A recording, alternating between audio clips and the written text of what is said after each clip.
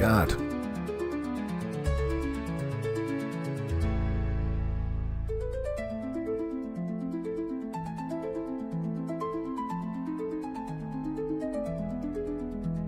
Oh, welcome. Hello, Nasty.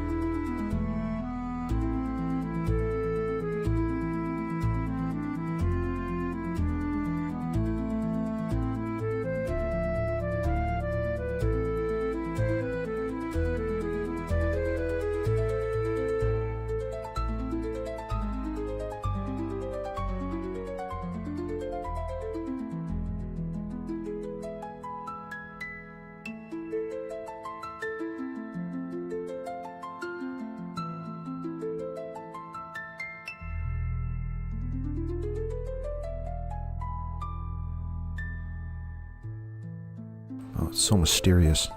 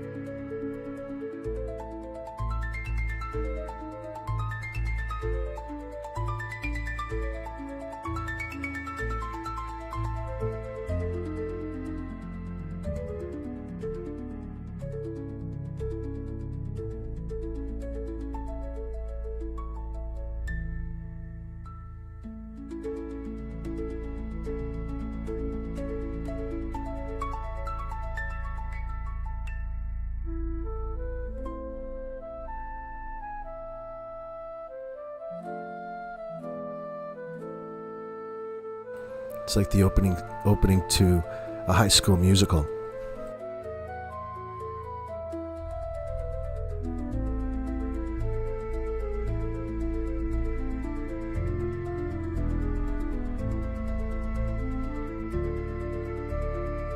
Oh, Layla, I just made this one like 10 minutes ago.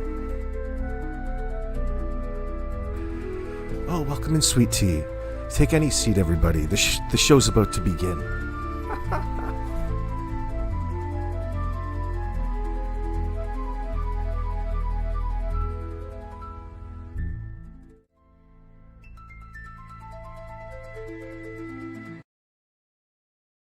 All right, cut the music. What's going on, friends?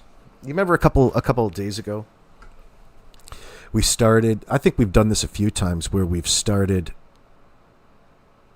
going live and we've got distracted and just went on for like hours on end. I think we were aiming to go and listen to, the leaked audio from a couple of weeks ago from Janie's statements up with her chosen few selected in a private phone call that was recorded and shared. Well, a few days ago, Mike Dammann did some statement analysis on it on a video premiere upload. And it was really good. It's fairly long. It's like an hour and 15-minute premiere, but it's worth watching. But we broke it down, and we're going to discuss that here today because Mike Dammann is right on the money. He sounds like he's from South Africa before you wonder. Anyway, there's no more Peter Hyatt, and we miss him, and there's a big gap to fill for many people, and a lot of you in the audience love Peter Hyatt, and you love statement analysis, and it's relevant in this case. And God knows there's all kinds of things to talk about, especially when the key suspects are lying in this situation, and they are in this circumstance. There's no getting away from that. Good to see you, Sweet Tea and Moulin Rouge. Layla, hello. Welcome in this morning, Susan.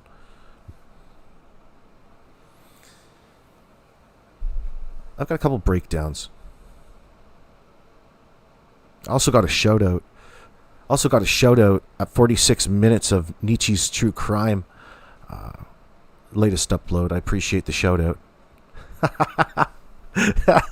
I was out taking a walk this morning, mailing a package away. By the way, all of my cannabis seeds and pain relieving moisturizing balms, cannabis infused, are still available. If you're interested, contact me at stepbystepexploringvideos@gmail.com. I just thought I'd mention that. And in cookies as well. Although I don't have any made right now. I got to make a fresh batch. Anyway, Nietzsche shouted me out, and she was talking about how fantastic of a point I made that she never even thought about in relation to the door, and I forgot the rest of the point she was trying to make.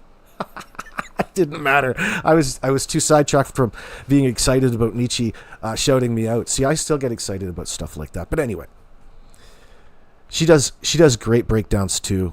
I think she's from Australia. Could be from New Zealand. I can't tell the difference, but sometimes I can. I think it's Australia she's from. So we're going right international in this particular stream, but we're focused in on, essentially, so you know where we're going with this, the statements made by Janie that aren't easily available. You can really only get them through instances like this, because it's not like... that's why they used the term leaked. It wasn't like they were leaked. Somebody recorded it and shared it, but it was made to be made public. But it's of a private conversation with Janie and Lana and everybody in that close little circle that has something to hide. It's a gold mine for statement analysis. And let me see, Mike Dammann, I got to mention him as well. Let me do this right now before I forget. So it's Mike Dammann doing a statement analysis breakdown as it was shared on It's a Criming Shame. So the girls over there were talking about it, and he's using that particular footage. So let me do one thing at a time here. Hold on.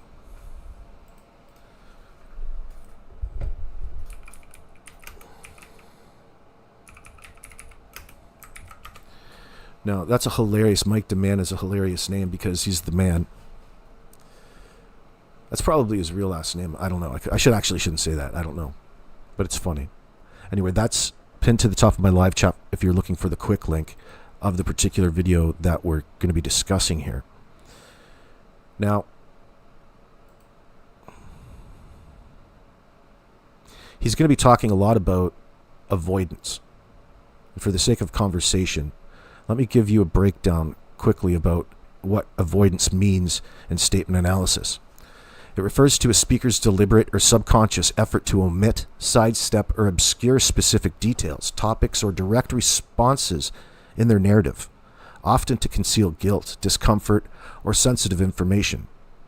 The concept is a key deception indicator in forensic psychology and criminology. Not that I'm an electrician who grows weed and plays the stock market.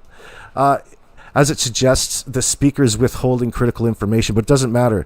Everybody develops this at some time or another in their lives, friends. We're just reading you the breakdown, an explanation.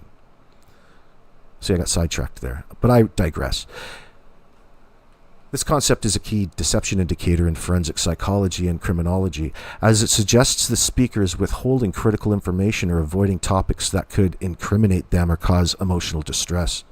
Avoidance is particularly relevant in analyzing statements from suspects in criminal investigations, such as Daniel Martel's in the Jack and Lily Sullivan case.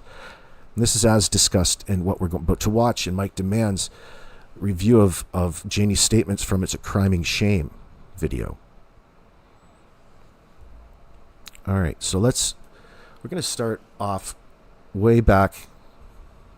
My favorite parts are up around the 15-minute mark and 40-minute mark.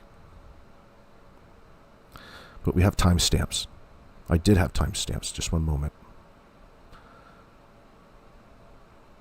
I got so many I had to start a new conversation with GPT, so I've got a reference between two, so it's going to take me extra slow to reference information this morning. I've got a feeling.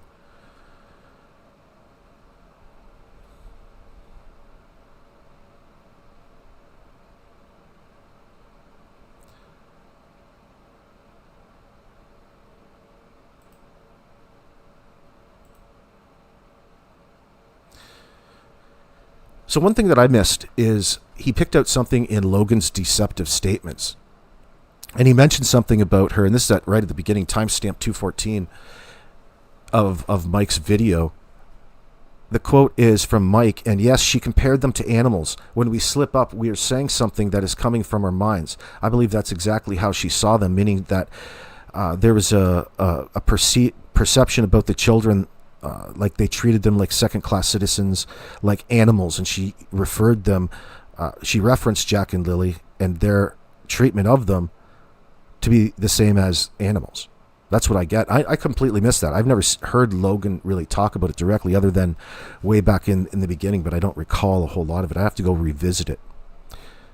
So keep an eye out for that. But he also said, this is right at the beginning at 38 seconds, his quote is, Logan, of course, lied, and we all know that they were trying to sell us this Durwood story that supposedly, Maleyha may have had people abduct them, but everything was so vague and everything was really a silly story. Logan's abduction narrative is dismissed as a deliberate misdirection to sidetrack the investigation. So just a little bit of a heads up. He's picking out examples and speaking about them, about now how they tied Logan into all of this. Is she a willing participant in all of this? Or is she like unwittingly brought into this? I don't know. But it starts off right away here, and we'll get this first statement out of the way. And it's all about, the first set is we'll just get this out of the way. We talk about this all of the time, and it's the timeline inconsistencies. So Mike Dammann questions the official timeline. Children last seen at 8 a.m., Friday, May 2nd, reported missing at 10 a.m., suggesting the disappearance occurred earlier, likely Thursday night, based on vague and contradictory accounts. Excuse me. Timestamp right at the beginning, the first 30 seconds. Quote, on Monday, they went to school. Monday afternoon, they were outside. Tuesday, they went to school. Tuesday, after school, they were outside. Wednesday, they left at around 12 to go to Patty's to do laundry. They didn't get home till 10. The reason I know is my dog barked and let me know. That's Janie's statement. This is Janie providing specific times from Monday to Wednesday, supported by the dog barking to confirm the family's return at 10 p.m. Boy, that's like Lassie there. Wednesday, establishing her pattern of precision for verifiable events. The second timestamp is 8:32. Quote, Friday morning, I get up at 6 o'clock. I sat here and played on Facebook. I said, I get up at 6 o'clock. I sat here. I get up at 8 o'clock or 6 o'clock. Script a thing to my brother at 6:24 and then 7. I went out and I did up the chickens and I came back in. My brother called me at 8:48, talked for 2 minutes and 59 seconds. So this is Janie's statement of precise timing. 6:24 a.m. message, 8:48 a.m. call for 2 minutes 59 seconds. Contrasts with her vagueness about Friday's critical moments, suggesting avoidance of sensitive periods. Moving up to the next timestamp in the inconsistencies, it is 10 minutes 1 second. The quote is, can't tell you how long I laid there for a little while playing on playing on Facebook. I don't silent, and I don't how long after that I heard Daniel yelling for the kids.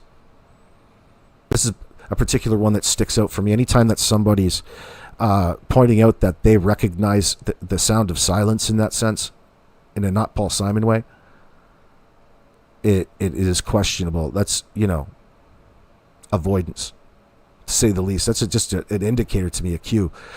Let me see. Can't tell you how long. I read that. So that's Janie's vagueness about the time after 8:48 a.m. and hearing Daniel yelling indicates a lack of experiential memory, suggesting fabrication. The Thursday night gaps at timestamp 5 minutes and 2 seconds. We're going to cover all this in one go. We'll listen to what he has to say about it. This is just the overall analysis, by the way.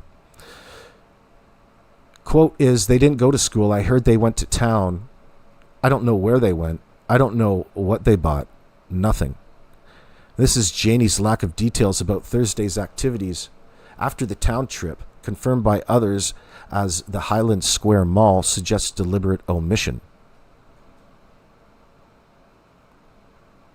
Moving on in the inconsistencies in these particular statements, timestamp 2427, quote is, so the person replied to me, we asked Daniel, he said they came home around 4 p.m. and Maleyha put the 3 beds, put the kids to bed at 8 p.m. But again, there are no details at that time. Daniel and Maleyha claim of an 8 p.m. bedtime lacks specifics, example, clothing routines, raising suspicions about Thursday night. Continuing on, Daniel's midnight check, timestamp 27 minute 9 second. In the timeline inconsistencies. And these timestamps are coming from the video that we're about to watch. Do I have that pulled up? I probably should have that pulled up, shouldn't I? Yeah, it's down there on the screen. I'll get a better screen going on here. Welcome, friends. Welcome in, welcome in. Just give me one moment. Too close. Too close. Hello. Welcome in, everybody. Welcome. I'm sucking on the microphone. Let me get myself sorted. So moving on, the timeline inconsistencies. Daniel's midnight check. The quote is, at midnight, I flicked the kids' light on and off, and they were sleeping. Am I on the right one? Or did I just skip one? Ah, fuck, that's on the other one I wanted to talk about. Excuse me. I screwed up there. Let me go to the other breakdown. We'll get there. Hold on. Just a second. I screwed this right up. No, I didn't. I didn't screw it up. Don't mind me. I thought I grabbed the wrong breakdown. Yeah, okay, so I was on the wrong one. So timestamp 2427. We've got that one. The next one is Daniel's midnight check. Okay. 2709 is the timestamp in Mike's live stream, or Mike's video. Quote, at midnight, I flicked the kids' lights on and off, and they were sleeping. So stupid. This is just pandering to an audience. Daniel's such a Larry Tard.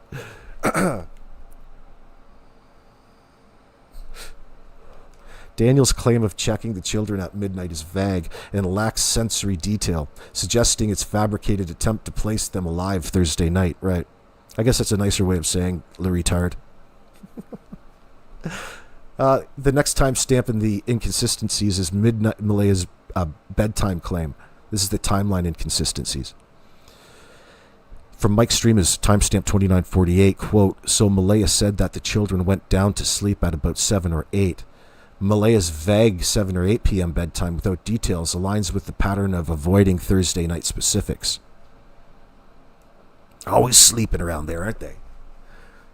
You sure do sleep a lot, which is completely contrary to the type of substances you've already admitted to being addicted to. How the hell could you sleep at all?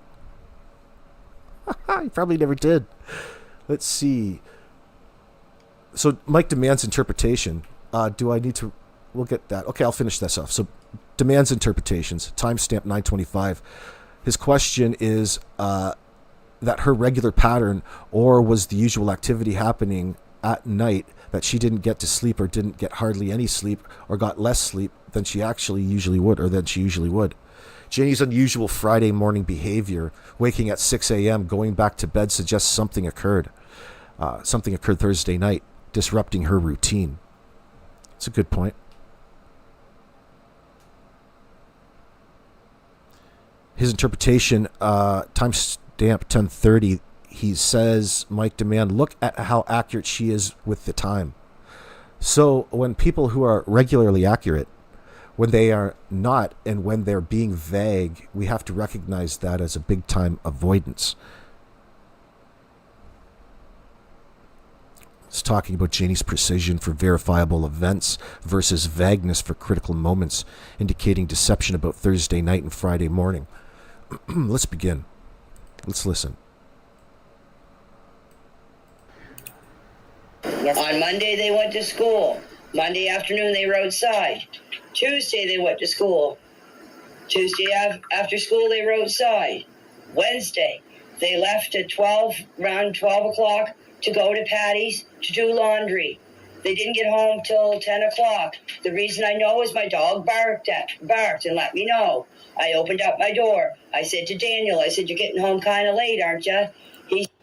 So the dog barked. Yeah, the dog barks and the dog... Yeah, first contradiction, don't you... I thought you mind your own business and you're a bit of a hermit and nobody ever sees you. Why the hell are you welcoming them when they come back and you're engaging them in conversation if you, like, keep to your own? Sounds to me like you're hovering over them, wanting to know all kinds of fucking business all the time. Could you imagine living with your mom and every time that you get home, what is this, some sort of sitcom? Some sort of weird sitcom that you're in?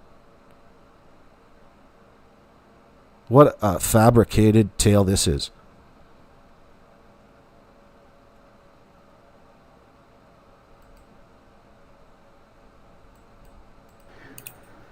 On Monday, they went to school. Monday afternoon, they rode side. Tuesday, they went to school. Tuesday after school, they rode side. Wednesday, they left at around 12 o'clock to go to Patty's to do laundry. They didn't get home till 10 o'clock. The reason I know is my dog barked and let me know. I opened up my door. I said to Daniel, I said, "You're getting home kind of late, aren't you?" So the dog... First of all, you should get some decomp dogs over to Patty's and start sniffing all the drains. Dog barked. Yeah. On Monday, they went to school. Monday afternoon, they rode side. Tuesday, they went to school. Tuesday after school, they rode side. Wednesday, they left at around 12 o'clock to go to Patty's to do laundry. They didn't get home till 10 o'clock. The reason I know is my dog barked and let me know. I opened up my door. I said to Daniel, I said, "You're getting home kind of late, aren't you?"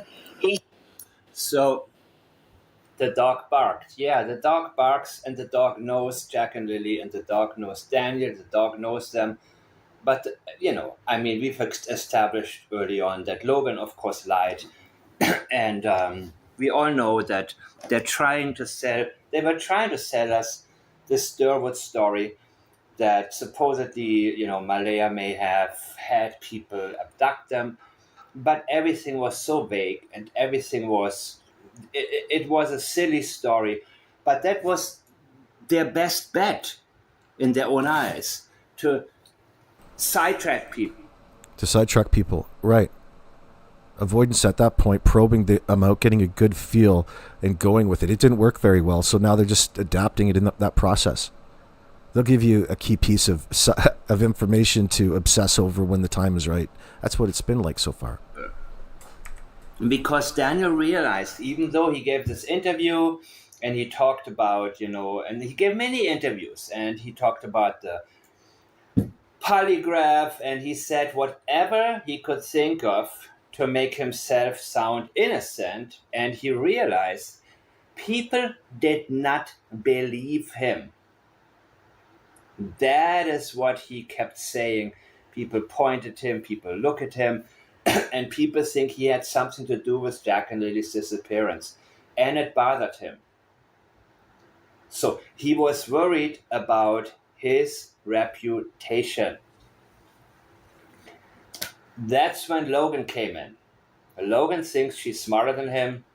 She may be a little bit, but her lies have been pretty blatant, and through her statements, we knew that there were a lot of problems in the home. We knew she also had zero regard for Jack and Lily.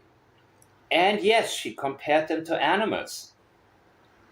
She slipped up maybe, but we don't really slip up. When we slip up, we are saying something that is coming to our minds. And yes, people can get confused and, for example, mix up people's names, but that also has to do with somebody else being on our minds when we are talking about somebody specific other than who is on our minds. So our language indicates our thought patterns. It tells where our mind is going. And in the case of Logan, yeah, she compared Jack and Lily to animals, and I believe that's exactly how she saw them. And when Man, oh man, if there's anybody out there that can get me a timestamp for Logan saying that, let me know in the comments section. you hear Janie talk about Jack and Lily, she's talking about them like they're dirty animals with the worms and this and that, and making mud Right. pies. She wants to give us the image of children that are just wild and nasty. That's the desire that she has. There's a reason, and it comes natural to her because that's the way that she saw Jack and Lily. And the other thing Logan told us, Maleyha doesn't have her own mind, if she has a mind at all. Here, give me Meadow's stuff. I put it in my car. Meadow is coming with me. And a story. Her and Daniel.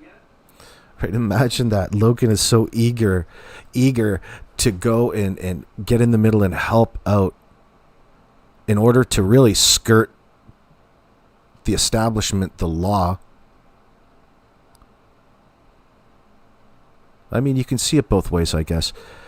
But Logan has all of these plans to, hold Meadow and provide a stable environment. Oh, she's got all of these fantastic kids. She's just a fucking busybody individual, buying all of the shit that Maleyha is telling her. At what point do you recognize that these two mother truckers harmed their own children in this sense?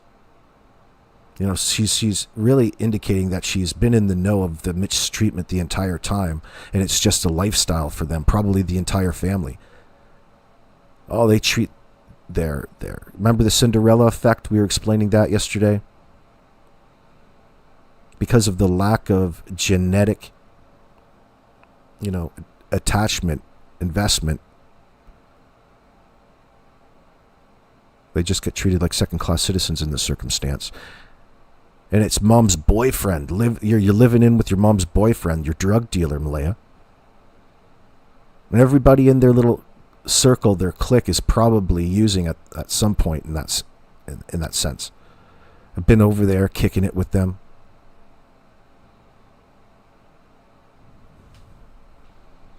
And Janie, they thought, they knew that she wanted to leave many times, and Daniel always managed to keep her from leaving.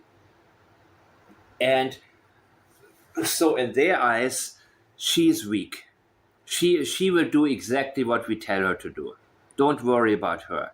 So that is why suddenly they were absolutely perplexed and scared, because Daniel thought he had complete control over Maleyha. Absolute and complete control. And so when they came up with their script, he was convinced that they're going to be a couple, they're going to be a team, sort of like Chris and Katie Proud. Absolutely. What a great point. That would be strongly indicated in Maleyha's initial statement for everybody when she's implementing the terms "we" all the time, which Nietzsche's True Crime spent quite a couple of videos focused around. Those statements are concerning because it tells you, right? It's rehearsed in that moment, or it resembles a rehearsed story in that sense, and then it brings you to the next question as to why and who she's most likely to be rehearsing a story with. When she's talking about we, she's speaking about one as the third person, so she's already distancing herself from the get-go. By the way, I found that clip of Daniel tweaking out in the snow. It was on a video from CBC Nova Scotia called "Everything We Know About the Jack and Lily Sullivan Case," released like a couple months ago. And Daniel is gaunt. And actually, the cover photo for this particular video is from that. You could see how gaunt and affected by whatever substance Daniel was taking, and we know it. We'll reference it as math. But you can see it and you can hear it in his voice. You can't get away from those effects. Good to see you, Kiprich. So it gives you a sense for the mindset at that moment in time. And that little party probably was ongoing. He hasn't been asleep for days, all right? Never mind that the night before when he doesn't want to account for any part of the timeline. The fact is that that he's abusing math, and the effects on it, and you can hear it in his voice. And the worse you really become over time, the less it's sleep that kills you in that sense. We'll take a look at that video in a little bit, though. I don't want to get too sidetracked. It's not sidetracked. It's just I'll bring it in at the right time. I'm too busy listening to Mike right now. Who fight on the same side, and no one is going to get past that. Nobody's going to find out anything. However, he said I would have been home a lot earlier. Thursday morning, they didn't go to school. I heard they went to town. I don't know where they went. I don't know what they bought. Nothing. And then Maleyha said blood work. I come out of the train. I heard the kids outside, and I opened up the door. Jack and Lily were right out here by the playhouse. If you look at the Google map, between the playhouse and the woodshed where the swings are, they were out there looking for worms and centipedes. Because when I opened up the door, Jack said, "Look, I found a worm. I found a centipede." I said, "Good boy." I said, "You keep looking." Then I went out. I started raking up the yard here for leveling it out for a swimming pool for the kids, because I was going to put one up this year. Waiting for Dan. right. To help me build the fence, because he had to go look for his tools. Yep, she's on and on about that swimming pool, because that is the story she started before these audio clips on TV, on the TV interview. And now she feels the need to sell it even more. Then after that, when Daniel came and helped me with put the 2x4s up, or the boards up on the fence, I continued with the fence. Did I come back in to get something to eat? I don't know. I just want to know what the fuck the 2x4s has anything to do with the breaking of the swimming pool area. I don't understand. Because they're constantly out there doing shit. If you look at the property over a period since 2018, they've been excavating, they've been dragging down by hand and digging it out and leveling it off and throwing what they've dug out and trying to level off the rest of the land and build up a grade in that sense. So they're out there doing that all the time. Like, to them, it's probably a normal thing. It's not. It's just them tweaking. But they're also working on that fence for whatever reason. They've got a fake pellet fence that they've nailed together, and they're doing something else, putting in another fence, maybe a better one. I don't know. That's all. Walking 2x4s around the job site, making it look like you're doing something. And what that even meant. But the whole story is bunk. And with that, they're just throwing out whatever along the way because this is fabricated. Don't let it get you too confused in that sense. There's no reason to get too confused what the significance of anything is in any part of their particular story. Not just because I'm trying to disregard it, but they don't add context. Therefore, yeah, the question's relevant. I don't get it, but it's one for your mind. You also know the answer to all of that, okay? She's the one volunteering the information. You don't have to believe anything in that circumstance because she's not providing the adequate amount of context to make it relevant in the statement or the conversation that she's having. Oh, Kit, you're so generous, darling. Thank you very much. I really appreciate that, honey. So the 2x4s, that is also interesting, and all of the tours. And we have to consider the possibility that there is a connection to how they transported the children at night. And the reason, we know that we can look at it more closely simply because she has a need to explain the reason that all the tools are there, the reason she was raking at night. And through her own language, we are able to tell exactly where the sensitive issues are, where the avoidances are. Am I hearing this wrong? That she was raking and getting the thing ready because she was waiting for Daniel to... In the middle of the night when it was pitch black outside. Yep. Right. Good point, I guess. I don't guess. It is a good point.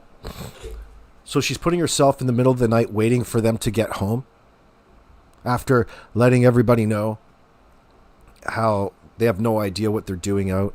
And why are you waiting for him to get home in the middle of the night? That's such an odd thing, a bizarre thing to even say, to bring up, other than, you're trying to present a story, the same story that you gave the RCMP in that circumstance. Get the fence with the swimming pool shit. I'm like, how does that... Norbeaster, thank you very much. Hold on, I got to say hello to Norbeaster. What's going on? I love your channel, AB. You take no crap and tell it like it is. I appreciate that, Norbeaster. Thank you for being here, by the way. And thank you for that $5 super chat. It goes to good use, by the way. It doesn't go to math. It doesn't go to math or any sort of drug debts. That'll be $5 worth of XRP next time the price drops. Or it could be used to pay my bills. I appreciate that. Let me see here. So I am a bit wrong about the 2x4. I am quick to dismiss Janie at this point in time. I'm looking at it too scaled out. I have to scale in a little bit because it is relevant. The question is, why is she bringing it up? Why is she bringing it up? There could be several factors. Am I hearing this wrong? That she was raking... And the relevance is the fact that Sonny's pointing out that she's placing herself in such a bizarre scenario in the middle of the night after letting people know that she doesn't know why they left, on top of the fact that she minds her own business and never really knows what goes on in the front trailer. She sure is engaged in the family dynamics and the business at a particular moment in time, especially at such a late night, at such a late hour in that sense. And the thing ready, she was waiting for Daniel to... In the middle of the night when it was pitch black outside. Yep. Get the fence with the swimming pool shit. I'm like, how does that... I just don't understand how one has to do with the other. Am I wrong? I think but still, what does that have to do with the swimming pool? We're gonna now have a part where there will be a lot of... But Janie. You know what, Charmaine? Has anyone ever tried to rake Raked it enough so that there was I love Nietzsche's breakdown farm girl. There. She's worth mentioning. Yeah. So the kids were playing outside on Thursday, but they were sick. In the rain, don't forget. It was raining.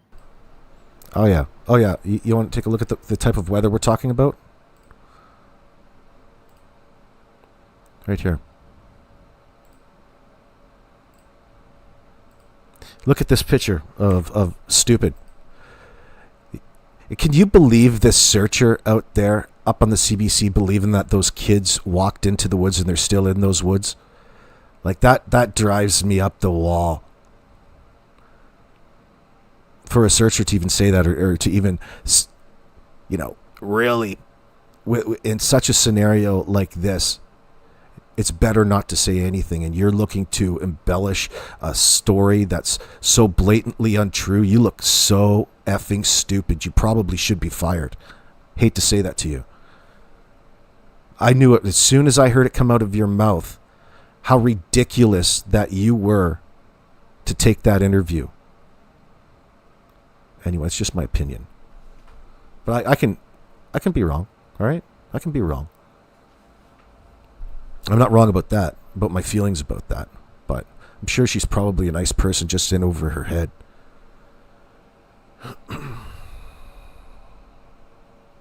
Cheesy Mary, what's going on? You're in Nova Scotia?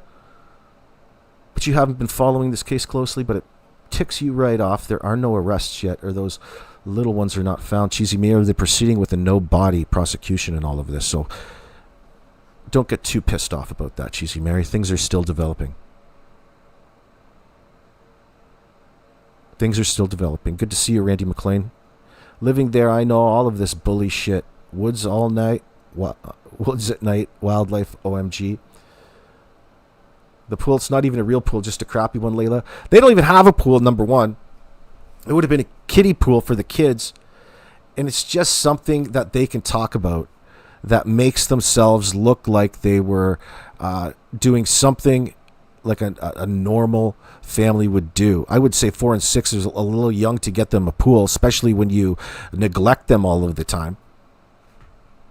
There's better things that you should be talking about. And by the way, is there no city ordinances around that area that require you to have a fence around any sort of pool like that, even though it's a little rubber kiddie pool? It should be within a fenced yard. All right? Why wouldn't it be over by the swing set on the other side of the yard out by the chicken fence, the chicken coop?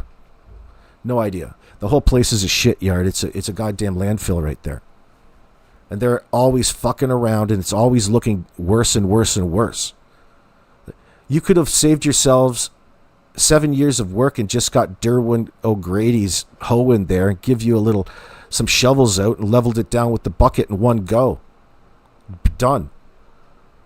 You're always out there digging, which is so suspicious, but it doesn't matter. The children are already past in that sense, but you guys certainly have no problem with earthworks or tweaking out, just doing whatever. It's just big kids playing in the dirt is what it looks like. Fuck, you could have dug yourself a pool. Who the hell wants to do that, though? I mean, a small, maybe koi pond, a koi fish. Maybe a water fountain. Just something else the kids can drown in. Usually you see it, you dig the pool, then you take out insurance, and then the murders come. Come on.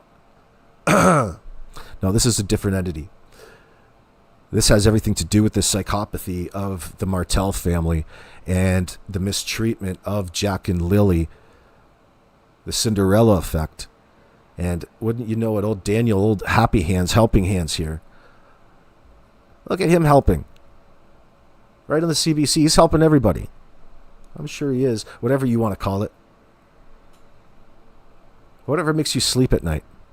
But again, he's probably being put through what is otherwise known as the peace method of investigative questioning and things like that. So they want to remain they want to build some rapport, whether it be your suspect, you're just the person with all the information, like it or not. He's so eager to be out there volunteering how he didn't kill Jack and Lily. Who the fuck was even talking about Jack and Lily being dead back at that time? Nobody except Daniel. It wasn't being talked about out here. We were still busy filtering through all kinds of nonsense Derwood O'Grady information in that sense. And you're so active and busy trying to really push this narrative that Maleyha has all this responsibility and she was setting you up. Why? Because that at that time is what you were saying. Help her.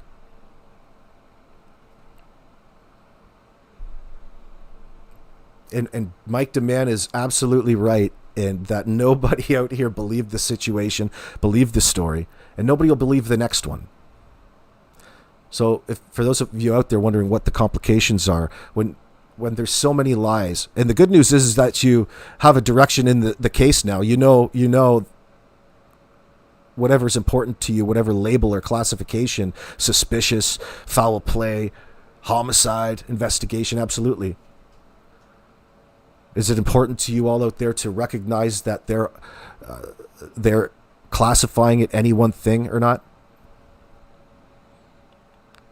It's not really all that important. So it gives you some sort of direction in which way to speculate. Listen, if you can't see what's wrong with these parents and their statements, their behavior in the moment, then probably just want to absorb a lot more information. Janie doesn't know what they bought on Thursday, the last day Jack and Lily were seen alive per the RCMP. That's right. That's right in the ditch, especially at this point. She still doesn't know. Do you understand what I'm saying? Like, it's not like the first time you're recalling this timeline. There should be a story about your timeline already out there. But you're wanting people to know that you have no idea what went on, why they went, what they bought, if it's even important. But the point is, the fact that you don't know at this point in time, you thought that would have been brought up by now. Oh, by the way, what were you in the town for? What did you buy? Just so you know, it helps you fill in your own timeline. You would have thought that would be brought up at some point, but she's still at the point of questioning, has no idea what they fucking bought. Point being is that it resembles more of a rehearsed, story, an omission, avoidance like crazy, Mike says. That's avoidance.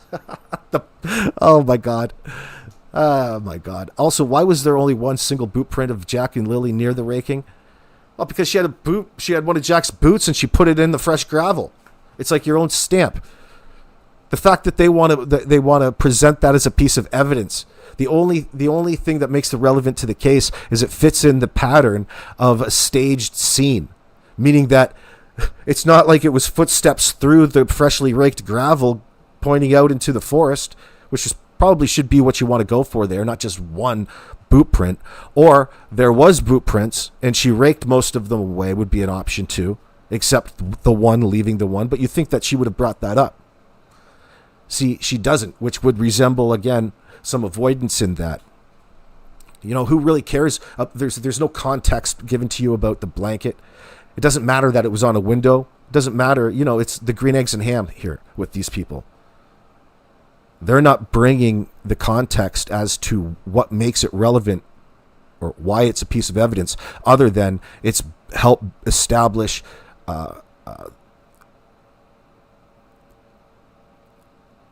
it's helping strengthen the case against Daniel and Maleyha and Janie in this sense, because it's establishing a pattern of behavior, recognizing a staged scene. How else are you going to lay out a staged scene in that circumstance if you're not bringing together all of these little points of all the things that they found and their circumstances surrounding it? It's not evidence that Daniel and Maleyha are telling the truth and the kids walked off into the bush. No, there is no evidence of that whatsoever. All right?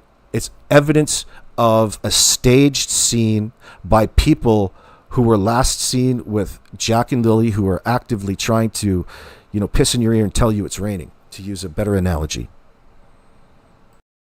He said he believed the children must have gone outside through the sliding back door sometime Friday morning. When we noticed that the children were gone, immediately jumped in the vehicle, surveyed all the areas, many dirt roads, many culverts as I could, and waited for the police to get there. Now, I'm going to tell you, the only reason you do that, tweaker, at that point in time there, you son of a bitch, is to confuse the police after the fact as to where the bodies are buried or what you did with those two children. Because the only reason at that point, knowing that he called the RCMP with this false report about his kids missing to cover up for their brutal murder, is to add so much data to the forensic evidence that's going to come up after the fact. It's just part of the investigation. They want to see where you've been. They want to see what you were doing under such suspicious circumstances. You're going to, instead of look for Jack and Lily, because remember, Daniel, they were 20 minutes. They should be just 500 feet that way at most. Maybe they fell in a hole. Okay? The kids should have been found at that point long before. You're already out and about all over Hell's Half Acre trying to confuse the forensics at that point in time, because really it comes down to the police wanting to find those bodies. So the more area that they have to search, the longer it should take. It will take.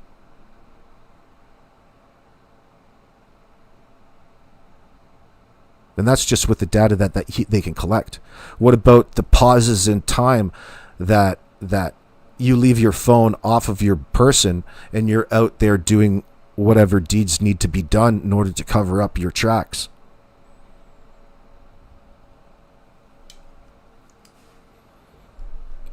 But the point of watching that is listen to the guy's voice, all right? Just another example. The effects of shake and bake there in Nova Scotia. Nova Scotia RCMP said they believed the sometime Friday morning. When we noticed that the children were gone,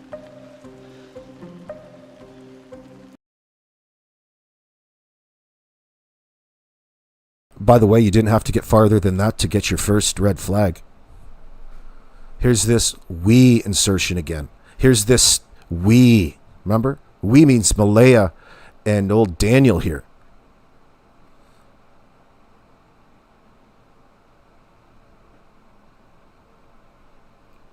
Why the fuck would you be out checking and surveying culverts? What an interesting thing to say in that point in time.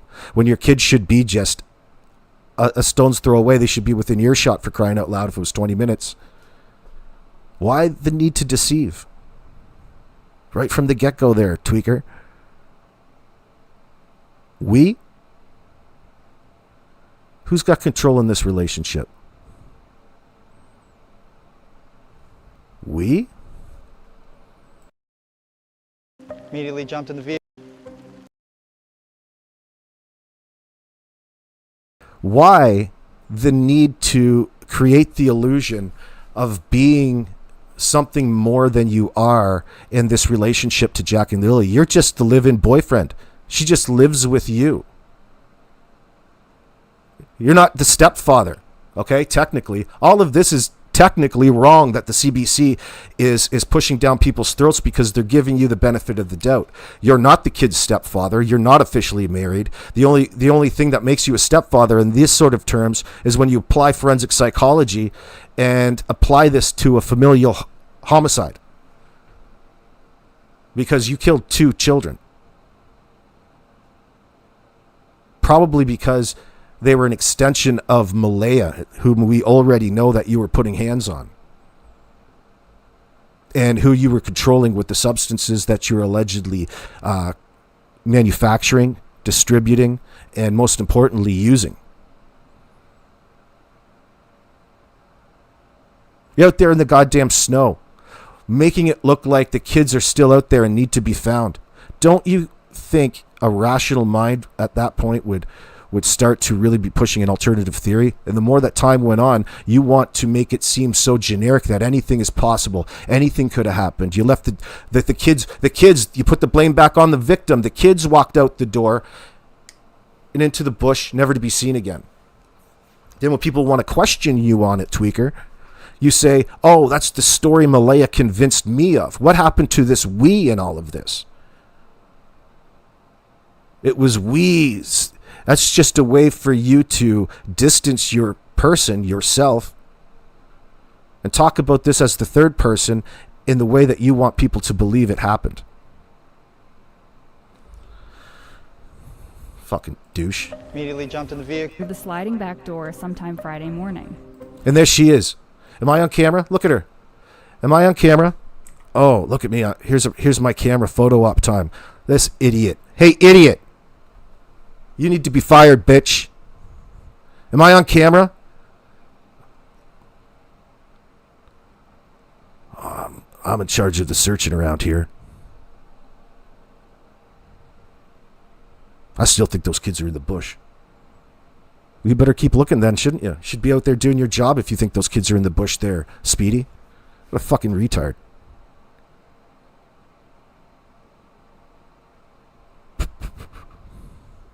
She makes me sick. Back door sometime Friday morning. When we noticed that the children were gone, immediately jumped in the vehicle, surveyed all the areas, many dirt roads. Le retard. When you noticed the kids were gone, you live in the middle of nowhere, you immediately jumped in your vehicle? Are you sure that's the way you want to explain it again? Immediately jumped in the vehicle surveyed, because these 4 and 6 year olds, they can be tricky. They can, what did they all of a sudden buy their own vehicle and they could be anywhere? They're out partying, tearing up the back roads on beer tour, or what? What would make you automatically start surveying a great 10 miles out, 8 miles out? The answer to that is so you can confuse investigators after the fact where they check your electronics. So instead of having one direct line from Garlock Road to wherever you have those kids stashed, you have all kinds of squiggly lines all over the fucking place, and it just blends in. Doesn't make it impossible, it just takes a little longer. Roads, many culverts as it could, and waited for the police to get there. Nova Scotia RCMP said they believe. He says 3 completely different things right there. At first, you don't catch it. There's the we statement. Then is immediately when you realized the kids were gone, you jumped into your vehicle to search some God-known area so far away from your home. And then you waited for police to arrive.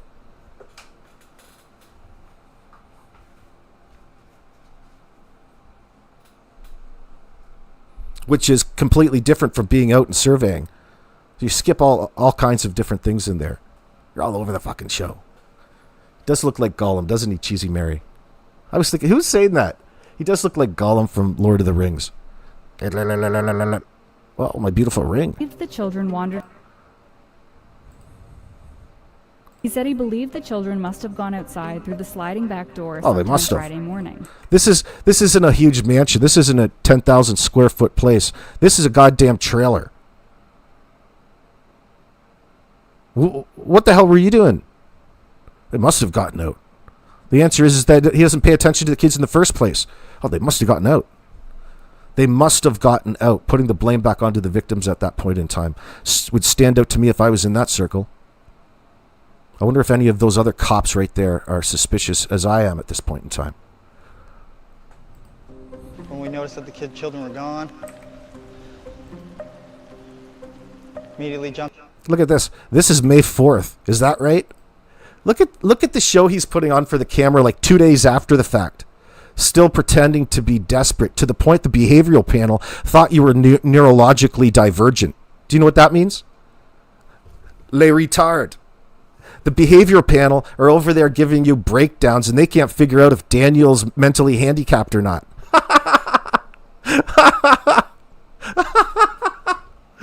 That says so much about his acting. No, he's just playing stupid, okay? He's playing like he's got no clue. He's out there 2 days after in the snow, making it look like he's just going through it to help the effect. Like, what's the point of you being outside in that point, like 2 days after this happened, giving a statement like this, like you're out of breath, tweaking? Oh, it could be anywhere. Look at what somebody's done to us. And then turn around and put the blame back onto the children.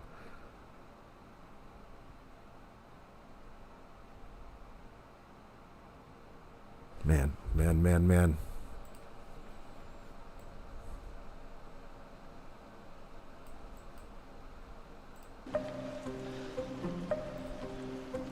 Immediately. Look at the fucking look on his face. Wah, wah, wah, wah. And action. Immediately jumped in the vehicle, surveyed all the areas, many dirt roads, many culverts as I could, and waited for the police to get there. Nova Scotia RCMP said they believed the children wandered away from their home, and there was no evidence. Yeah, I wouldn't consider that. Don't even consider walking away from their home. I wouldn't blame them if they did. It's a shithole. But they what did. time the kids went inside, or what time they went to bed, or anything. And then Friday morning, I get up at 6 o'clock. I sat here and played on Facebook. I get up at 6 o'clock. I sat here. I get up at 6 o'clock. Present tense. Script.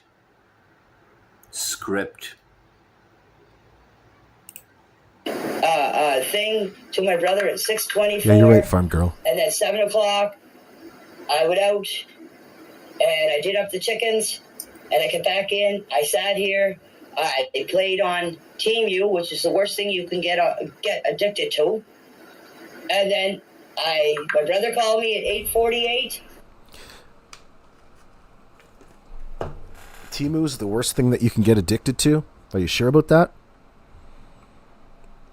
Talked for 2 minutes, 59 seconds.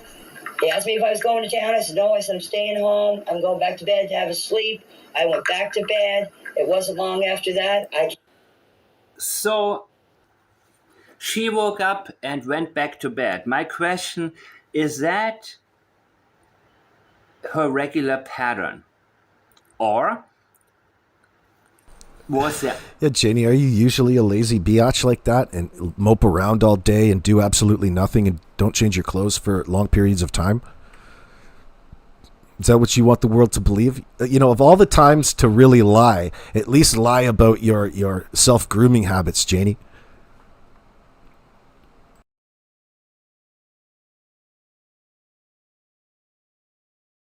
Unusual activity happening at night, that she didn't get sleep or didn't get hardly any sleep or got a lot less sleep than she usually would.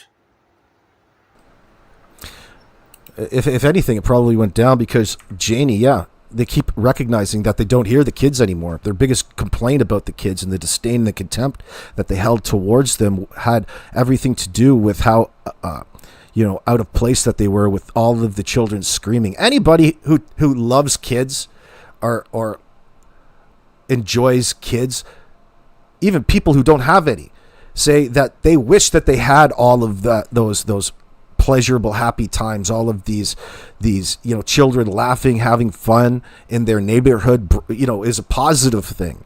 And here they are complaining about it, really indicating that it was a put off, a bother for them all.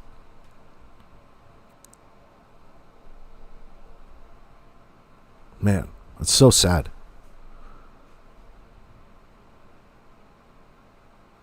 And the point to that, where I was going with all of that, is, her indication of hearing silence, as though silence should be meaningful in the timeline of things, which reeks of avoidance, to use a term from this live stream from Mike. Well, not just from Mike, but that's going to come up a lot in this circumstance.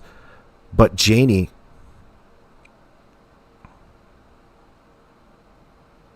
fuck, I was going with that. I was going to make a point. I apologize. I should have smoked that one before I came live. I'll get that point out at some point. I got sidetracked with getting mad about her disdain for Jack and Lily. You love kids, Unique. Good to see you. I love kids, especially the ages of Jack and Lily. Kindergarten and preschool is such a precious age. Oh, yeah. I mean, everybody has their days. But when you have all of those people in there, you would think that it could have been an environment a lot easier to raise children, and that wasn't the case because they're too busy, preoccupied with themselves. How do we know that? Because that comes with any addiction, especially a math addiction, which is extreme on the scales of everything. It's not like you're addicted to cooking and food. That would be almost okay in an environment like that. Keep cooking for everybody. That's not what it is. This is a heavy addiction to dissociatives.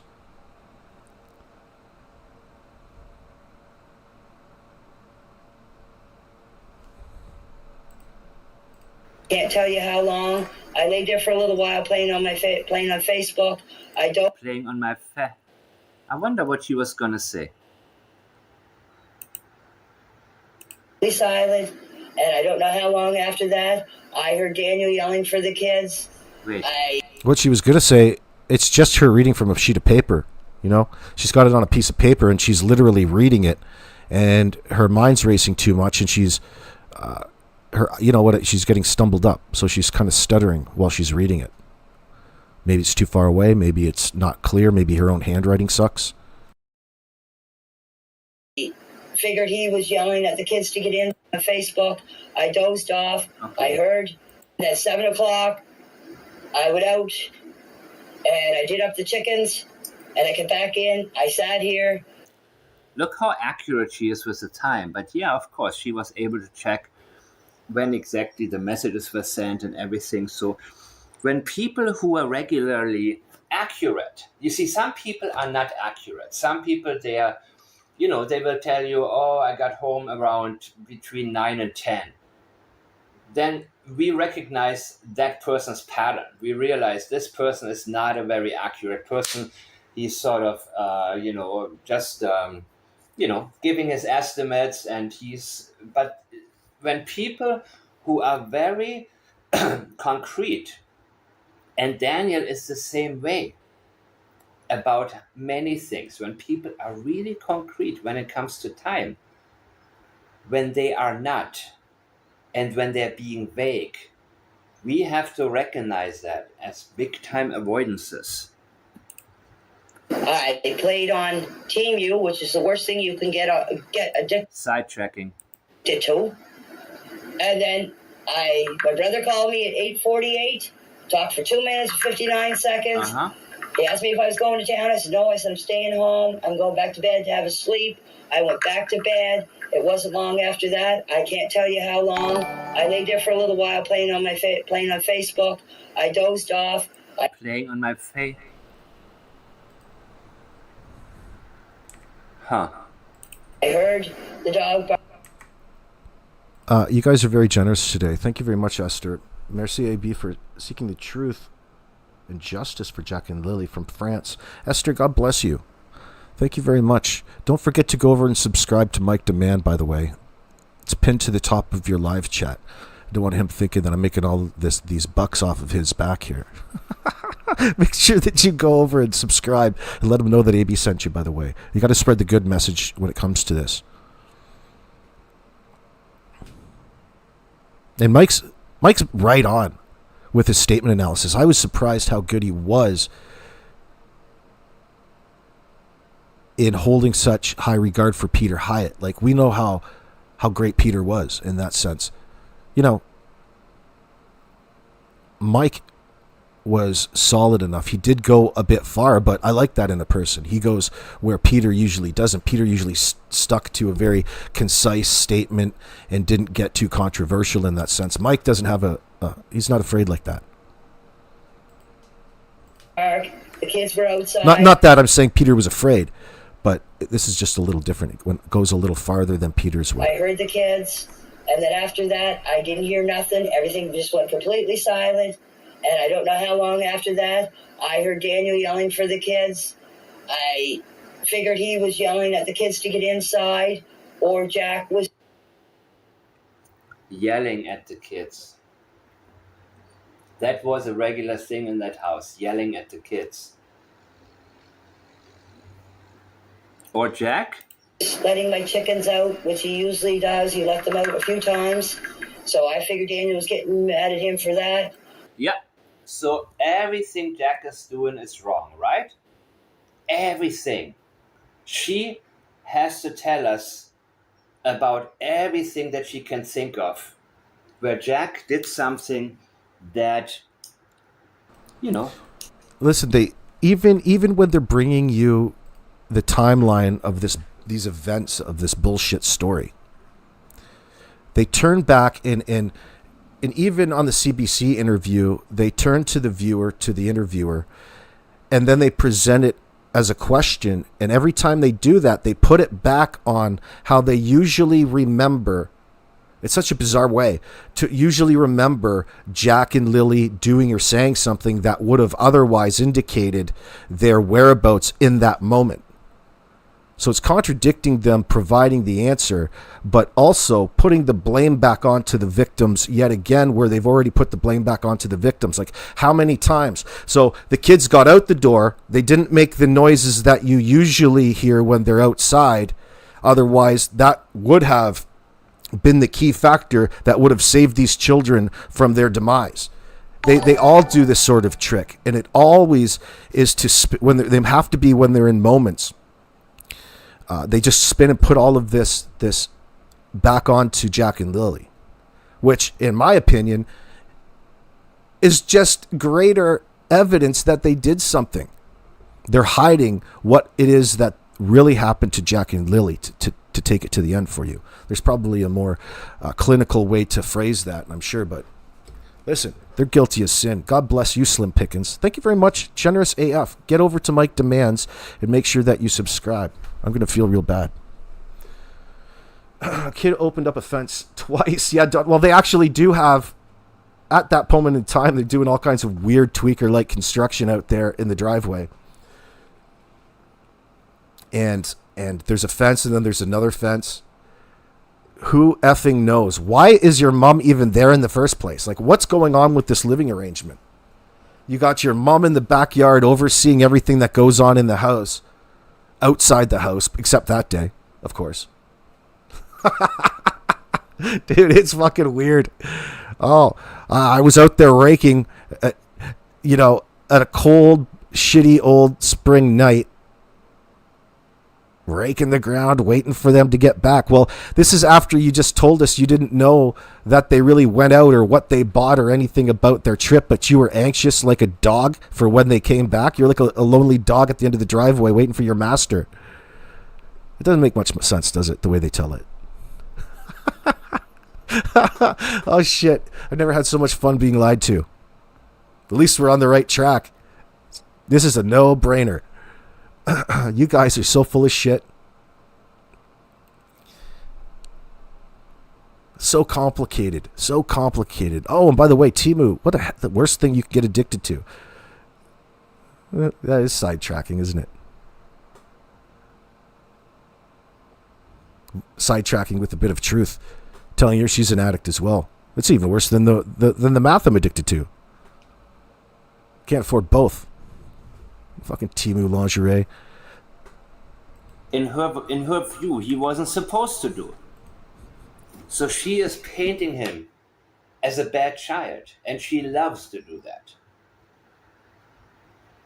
She wants everybody to know how much of a problem she had with Jack.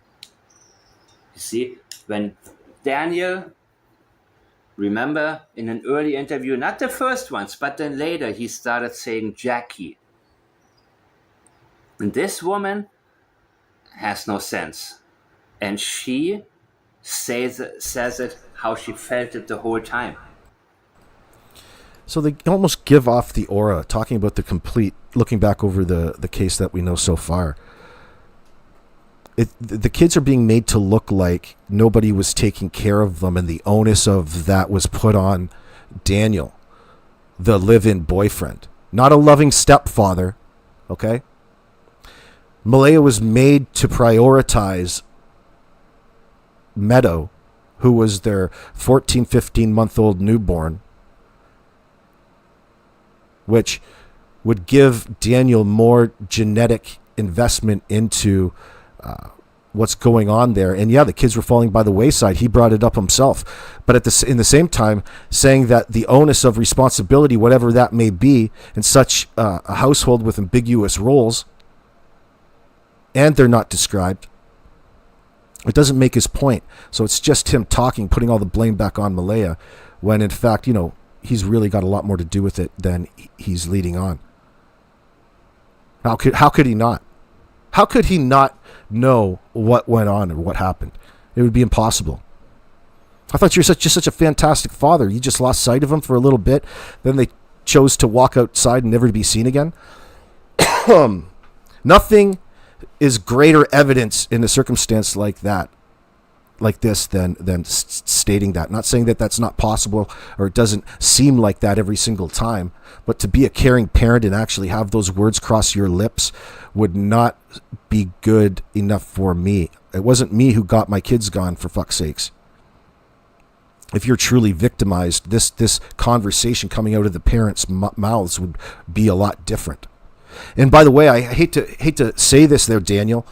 You took it upon yourself to go to the CBC and make all of these false claims about where the investigation was, and really it misrepresented what it is and reinforced that your particular story is completely off.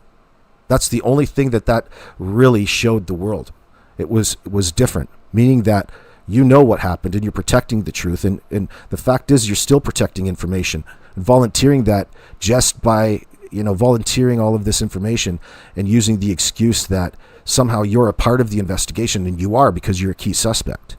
But you're phrasing it as though you're a homicide detective to lessen the effect, to get you out of situations at this point in time.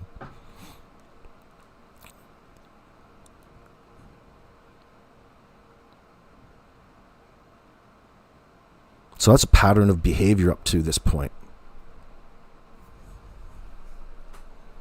And she is convinced that she is right. The same way Chris Proudfoot is convinced that all of us would not like Sebastian Rogers if we had ever met him. And when he is confidently speaking about whatever he thinks was wrong with Sebastian, in the back of her mind, he's thinking, I'm going to teach you guys something. You don't know what it was like to live with him. That's from their personal perspective. And this woman cannot shut her trap. That means she not only tells you here and there a little bit, it's not even about leakage. This could be leakage if it was just a couple of times where she stated and let us know how much she actually hated Lily and especially Jack. But it is ongoing.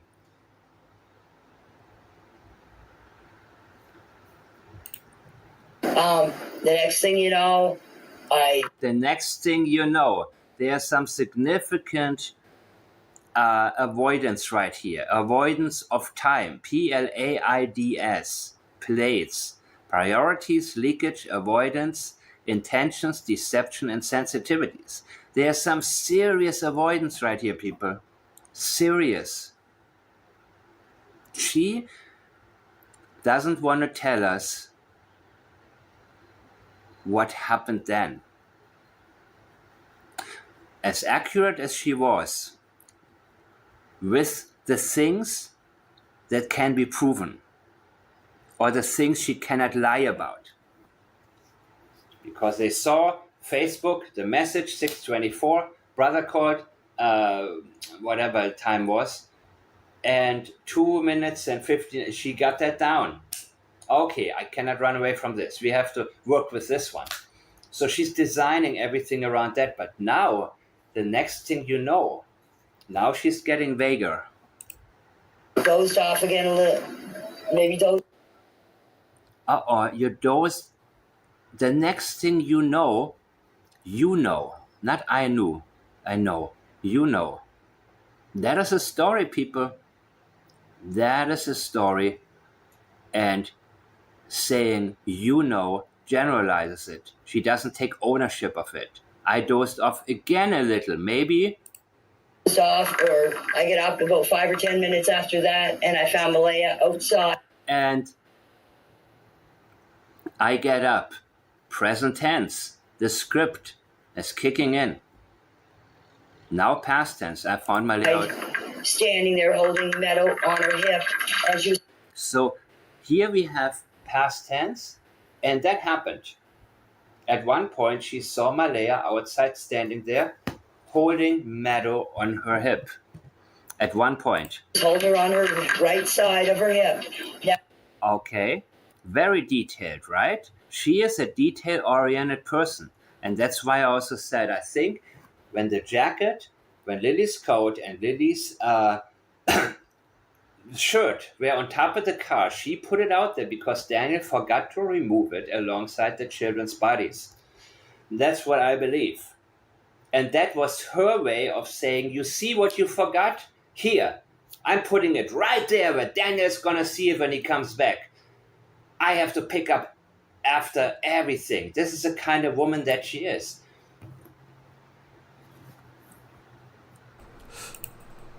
So it seems to me that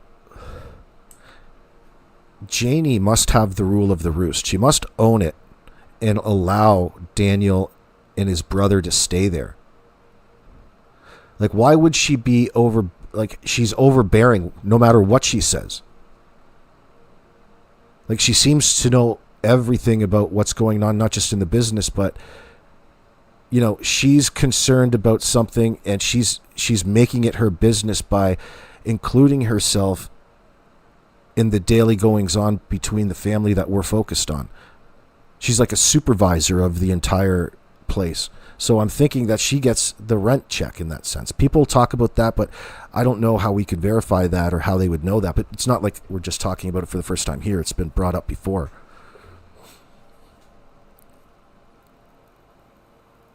Good morning, Daphne.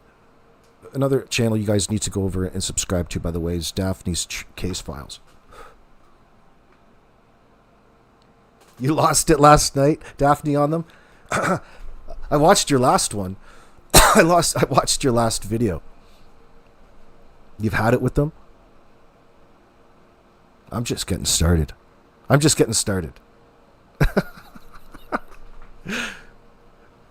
When the lies come out, there's all kinds of things that you're open to speculate on in that sense. That's what I like about it. Not that I like the lie necessarily in the circumstance. But it brings us one step closer to finding out what happened to Jack and Lily. And out of all the recent cases we've experienced in the last 4 or 5 years, I've never felt better about coming to a conclusion in a scenario than I have this one. Like, think about how long it took to actually arrest, for those of people out there, because again, what I'm addressing is people's want to measure how well things are going by the fact that these 2 child killers are still walking around with no handcuffs on, and they should be detained in all of this. And people, of course, they don't understand the complexities necessarily, nor should they. But it seems to be a commonality, and people get worried and concerned. But when you compare it to other situations and other cases, of course, in Savannah with, they found a body and things progressed after their search of the landfill in that sense. That'd be hard. Maybe there was some sort of search involved in Nova Scotia with the landfill, but we didn't know about it. That would be worrying me. Anytime there's a missing kid, you should get people out at the landfill. Start staking out places. Because think about how long it took them to find that poor child. Leilani Simon's situation I'm speaking of. Quentin Simon. Think about how long it took them to find him in that landfill. It was ages in that sense.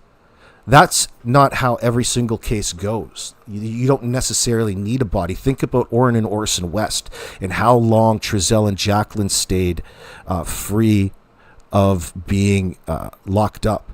And they knew all along, and they were gathering and building and strengthening the case against them to proceed with that no body. Like, to an investigator, this has to be a no fucking brainer. Okay? These people are fucking lying, and we don't let child killers walk around. Therefore, we need to start strengthening the case towards building and convincing a jury of 12 of the fact that they did disappear and the kids are no longer alive. And yeah, the last 2 people in that circumstance only want to say a certain amount. You think that these brief, obfuscating statements are going to fly for investigators? Are going to fly for a jury? No, to them, it's evidence of the bullshit. But it's going to take... I don't think that there probably is a textbook, run-of-the-mill homicide case every single time. Every time is slightly different, but rhymes with another, of course. But how they go about and how they have to go about their investigation to come by way of being confident enough to getting charges to stick in a court, that's what keeps them walking around in a certain state of mind. And in this sense, the lies are so profound, they have to go with the flow to a certain degree. So my point to saying that is, don't let it worry you too much. if you're out there and coming to a conclusion. I feel it's just getting more interesting.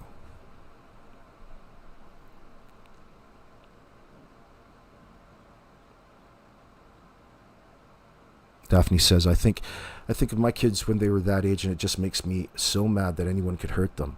Even now, if someone hurts my kids in their 20s, I turn into a bear. Yeah, that's what parents get about their kids. Think about this, though. The children had a mother who resented them because of this soured relationship with Cody. Unreasonable expectations and the need, and she replaced that with this new important thing in their lives, which was Meadow, allegedly. It's much more to that much more than that going on. And Daniel's out there right away telling everybody how she was suffering from postpartum depression with Durwood. You're such a fucking idiot. I lived with it. You guys don't understand. That's just another example of him complaining how bad he felt life was around that house because of Jack and Lily. That's another admission to me. All right? So you're talking about looking after your kids at any point in time as a real inconvenience in that circumstance. The boyfriend of the mother, a person who's not blood related. Oh yeah, absolutely. It had to have been a state of contention around the house, but something that Maleyha had no problem bending to because she was already well controlled in that circumstance. She was already probably browbeaten and beaten down and controlled with the substances and conditioned and made to feel shit all of the fucking time and wasn't in a state of mind to even think about standing up for herself. Let alone her kids. Which is criminally negligent at this point.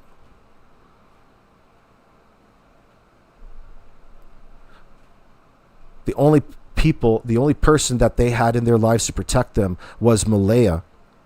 She knew that. That's why she called Wade and Cindy to come rescue her in that rental van and move all of her shit out back in December. We were that close. But she couldn't get away from the glass dick.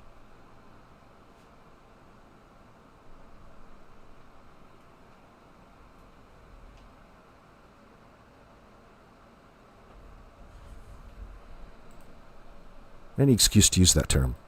I don't recall if she had her phone or not. That wasn't important to me. The only thing is what I was looking at is her. Why does she feel the need to bring up the phone? Her phone. Standing there. See, at this point in time, in my opinion of the case, many people get bored because they think it's getting rhetorical. You hear that statement every now and then. I agree with them to a degree. But for me, it's more like a book club at this point in time, especially when they bring all of these lies to social media. It starts to resemble more of like a focus group or an ongoing like a scenario where you're discussing a situation within the context of a storyline. I think it's just fantastic.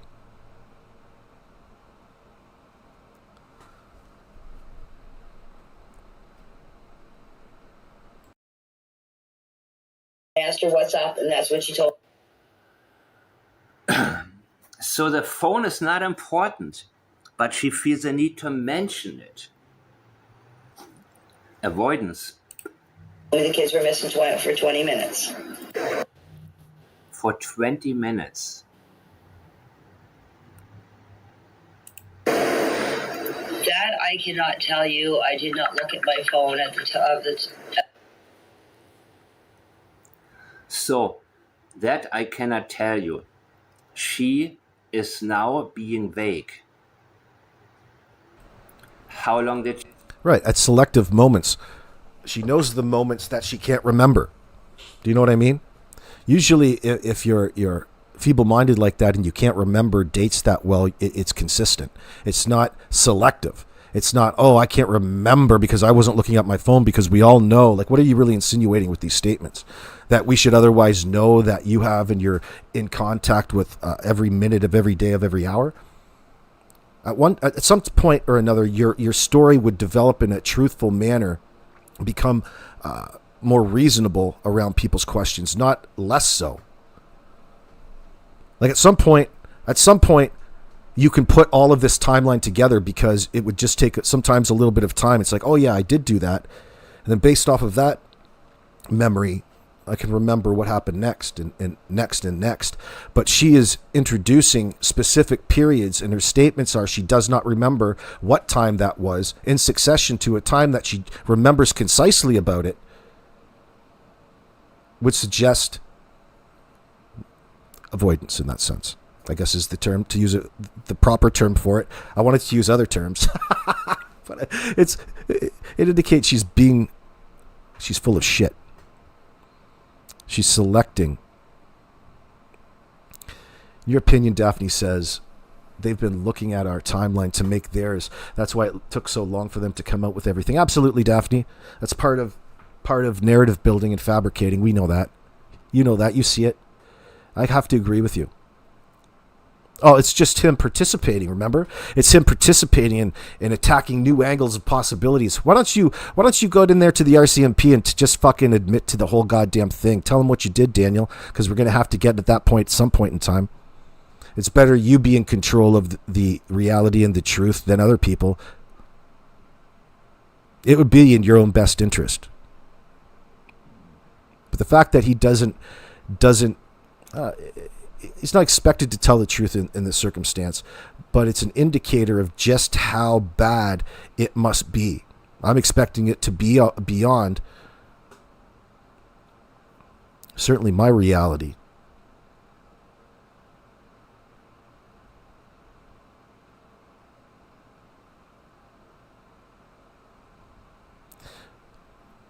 So I wonder about the times that you don't talk about when things get physical around there. Like the stories got out about Daniel getting physical with Maleyha when she was trying to call her mom at any point whenever they argued about her leaving. So that must have been an ongoing thing, I would expect. It's not just a one-time thing. So that's a situation where it could have allowed for escalation because according to the Cinderella theory, in the moment, the stepfather sees the kids of an extension of maybe he has a lot of resentment towards Cody for whatever reason, but as well Maleyha and that whole unnecessary part of his life that he doesn't really feel like filling in because he doesn't care for those particular kids like he cares for Meadow in that sense. He's got more invested with Meadow. There's a new important child here. It's my child as opposed to the other two kids that came around. Like she's just a cum factory. Just a little baby breadbasket, plopping out all kinds of property of his.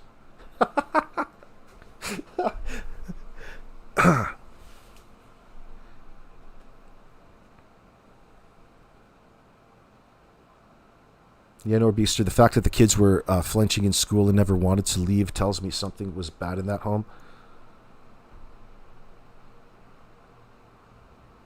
Yeah, the way it's presented, it certainly does. I agree with you. But I think of times like my daughter flinches. I don't hit my daughter. She just flinches only because I don't know why. I think about that sometimes. Not about when I touch her. No, she doesn't usually do that, but she's done that sometimes. Maybe I'm just surprising her or something. I scared her in the moment. I was trying to capture that. No, I don't put hands on chair. That's all right. The fact the kids were, Explore Core, I'm with you. Where's Explore Core? Good to see you, by the way. She sleep, present tense. There comes in the script. I wasn't there at one particular point to witness something. As for Maleyha, she could have been wrong about the timeline. That's why she's telling us that she may not have had her phone. So what she is saying to us is, Maleyha said 20 minutes, but that may not be true. I may have a different storyline for you. I may have a different timeline. I may not stick to the script anymore. Not the same script that Maleyha and Daniel came up with. I may stray away and say, hey, she didn't have her phone on her. How did she know it was 20 minutes? At the time, And you know what else we don't hear is like any sort of scenarios where we come to find out. Like when you're conversing and you're talking about something that happened, in this circumstance, we're talking May 1st, and all of these scenarios, instead of filling in the blanks for people, they don't add context. Like, come to find out afterwards, after talking to Maleyha, we were able to put this together. Okay, so there's no attempt to even come to a more refined timeline. All right. You know, like, she's presenting it as she didn't know, she doesn't know, and she's never going to know. Like, it's a mystery. All you had to do was ask Maleyha or Daniel at the time, and you could have, not given that answer and given a truthful statement. But it's an indicator of deception. Like, come to find out and figure it out. And after the fact, they were doing this, that, and the other thing. They bought this, and they went there at that time. And during this time, I was here. The story is just a bunch of itemized statements that aren't going to change. The fact that she doesn't know, like, that to me is an indicator of deception. I don't know about you guys out there. Just know that after I heard the kids, I dozed off again. Deniability again. Deniability. I don't know. After she heard the kids, she went and dozed off again. Doesn't that stand out to anybody as bullshit? When do you sit there and remember the points that you fell asleep? Like, how lazy would I feel, or would you feel at home sitting there and forcing yourself back to sleep? It's almost like your job is to be lazy. It's like, well, back at it again. I better go be lazy and lay down and force myself back to sleep. Is that what we're looking at? No, that doesn't happen. You sleep when you're tired. Okay? You get up and that's it. I don't fucking remember. There's a big section there. Like, here's an example. Here's what happens to me every night. It probably should change because it's probably unhealthy. I'll go put one earbud in. I'll put one earbud in and I'll put something on YouTube I want to listen to. I don't make it. I don't know how much of it I take in. All right. But when I wake up, I take my earbud out and then continue on to sleep because I've gone through that down process you need. I couldn't tell you what the fuck was going on other than I'm sitting there listening to something one moment and then waking up the next. How is it you remember specifically at each moment that you're falling asleep? And now how many times per morning do you need to go back and fall back asleep? Nobody does that. It's not normal behavior. These tweakers they probably don't even remember what it's like to have a good night's sleep. Their circadian rhythm is so off. They're so, he's right. They must be, that's such a strong piece right there, Mike Dammann. Because Mike Dammann brought up that they the only real reason for bringing that up is that something the night before altered their otherwise normal schedule that forced them to be in these positions in that morning that they want to then come back and say was the contributing factor to these kids going missing rather than the violence that they put on these kids the night before.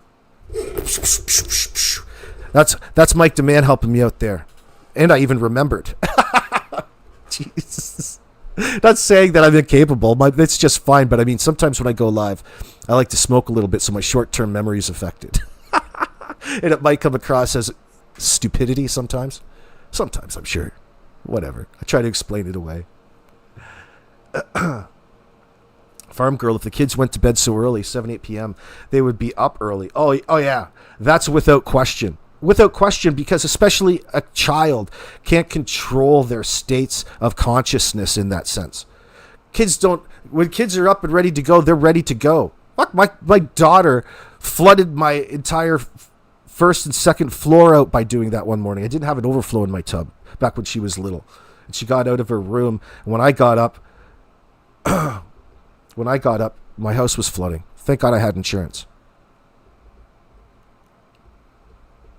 Actually, looking back on it, it was a good thing because it added to the resale value of the house before it was sold. Because we got all the drywall and things upgraded and things. It was fantastic. I didn't get my PlayStation working back, though. I didn't claim that on insurance, and I wish I did. But anyway, it's another story. Fucking kids, I tell you. Imagine, I had a bathtub in my house that didn't have an overflow. My daughter is like a little water baby. She loves water. She was just going to the bathroom, harmless as can be, before I was up. This was like when she was, actually at that point in time, I didn't even think she knew how to open a doorknob. She was so young. I should have had one of those tennis balls on the doorknob. I think I even did. I have to squeeze and twist first. I can't remember. But my old house, I slept on the top of the house. It was like a 5-story, but it's such a great place. It was the entire attic of the place, in that sense, like an old 1800s style Victorian house. The bathroom was on a floor below. Man, oh man, oh man. Who the fuck puts a tub in that doesn't have an overflow? Well, the previous owner of this house. Had never noticed that until that particular day too. But I'm not going to get too sidetracked. I'm back on it.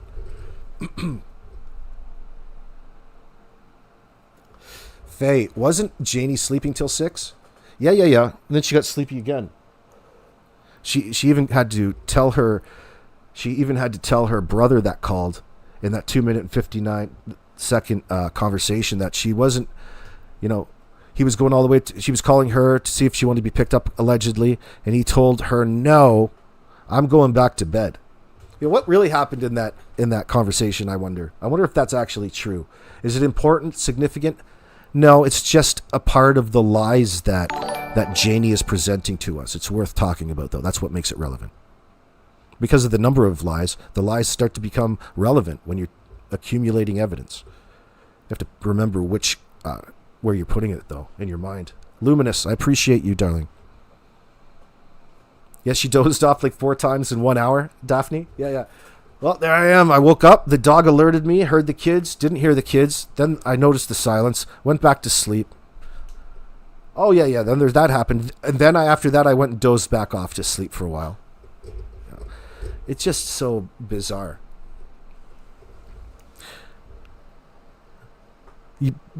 Maybe it was their come down. Maybe at some point, like the previous few days were really holidays around there. God knows what was going on. 20 minutes, but that may not be true. I may have a different storyline for you. I may have a different timeline. I may not stick to the script anymore. Not the same script that Maleyha and Daniel came up with. I may stray away and say, hey, she didn't have her phone on her. How did she know it was 20 minutes? At the time, I just know that after I heard the kids, I dozed off again. Deniability again. Deniability. I don't know. This vagueness now is very crucial. And then my dog woke me up. I can't tell you. So you dozed off again. In and out of sleep. Is that normal? You got up and then you dozed. What did you do all night? The time in between. Oh, you were raking. So you keep waking up and you keep dozing off. And the same excuse from Daniel and Maleyha. And the purpose is to convince us that certain things that they claim to remember very accurately, that they remember them, that they are reliable. Oh, I know this one for sure. And then the ability to avoid any other type of questions. Oh, that moment? No. That must have been the moment when I was asleep. How long were you asleep? 5 or 10 minutes. Okay, but what about, I don't remember. I told you already. You see, straight up, she is giving you reasons for not being able to be accurate at certain times. Actually, they're all using that as the same excuse. They all have, you could say, they're all using the same excuse coming in and out of sleep as their way of avoidance, their method of avoidance. And that happened, as you can see, since day one. Maleyha did it in her initial interview in a disorganized manner. She picks, and as she chooses. She was confused. Maleyha was so confused. Let's go look at that right now. Maleyha was so confused because of the story that old Daniel was trying to get them to push. Let me go over to Nietzsche's True Crime. Let me look at that right this second.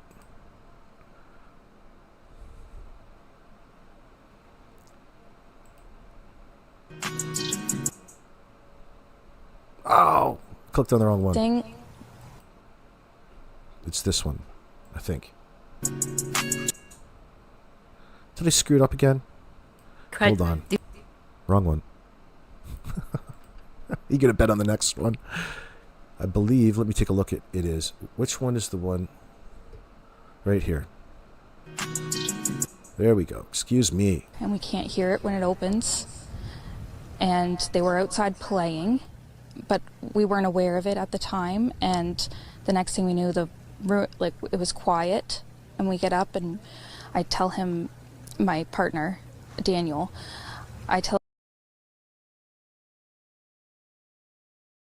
She's confused. She's confused. She's having a hard time recounting the agreed upon narrative in front of the camera. He's probably yelling at her for not being mentally capable. Remember that little statement about not being able to use her foresight to understand what it is she's about to do? It's probably in relation to what she said in this statement. But she's panicky. She doesn't quite remember. She's more concerned with trying to remember what they agreed upon saying in front of the camera. Let's listen. I wonder how many times she's going to mention sleep. 4? and they happened to just get out that sliding door. Oh, see, just like that. They happened to get out that sliding door. I told you that. Let's blame an inanimate object. Let's blame an inanimate object. And the kids. Like, as a parent, your primary concern at that moment in time is looking bad. Should this be an actual, real situation as opposed to an orchestrated one? It's like, holy fuck, the last thing I want to do is go in front of the camera and admit to the world about how bad of a parent I am. That would be a less than ideal scenario for anybody at any point in time. So the desperation of the individual in the moment would give, it shows. You can tell that something has happened here. Especially to traumatize people who love their kids. That's not a problem here. And that's something working against them.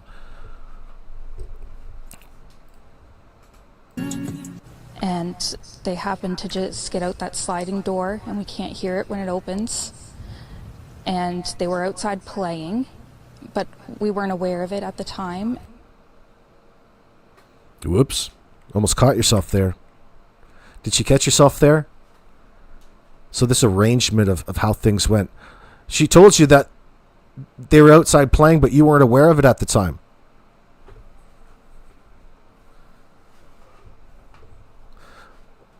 At that moment, that's a real indicator to everybody else out there that there's a problem with this situation. She doesn't even have a story, an alibi in the circumstance. And why is it the first thing that you said puts blame back onto the victims? Wouldn't you otherwise describe a situation that you were just in? I was just in the store. I turned around. My kid was just there. And the next thing I know, I turned around and some rando guy told me that some dude just snatched my kid and ran out the door, and there's the black truck driving away. Go check the CCTV.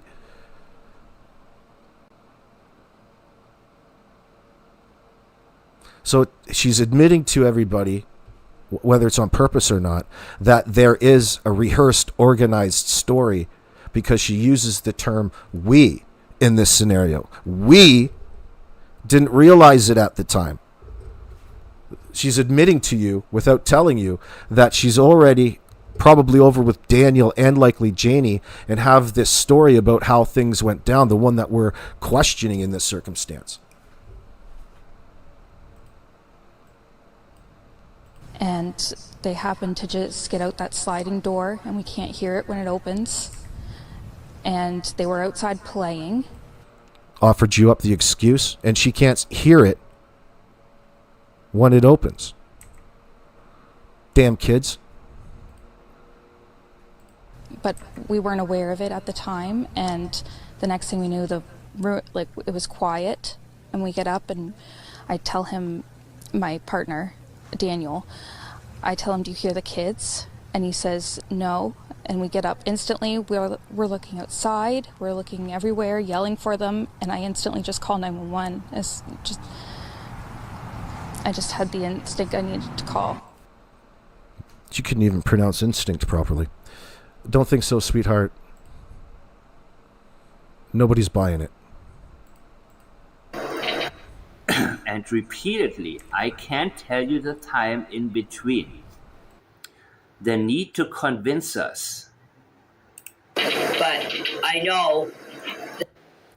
I can't tell you the time in between, but when somebody says but, ignore everything they said before.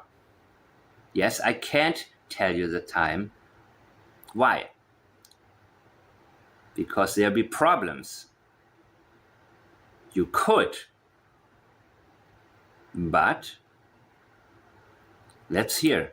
That when I left here, after I seen Maleyha standing. I know I didn't kill my wife. That's not a reliable denial.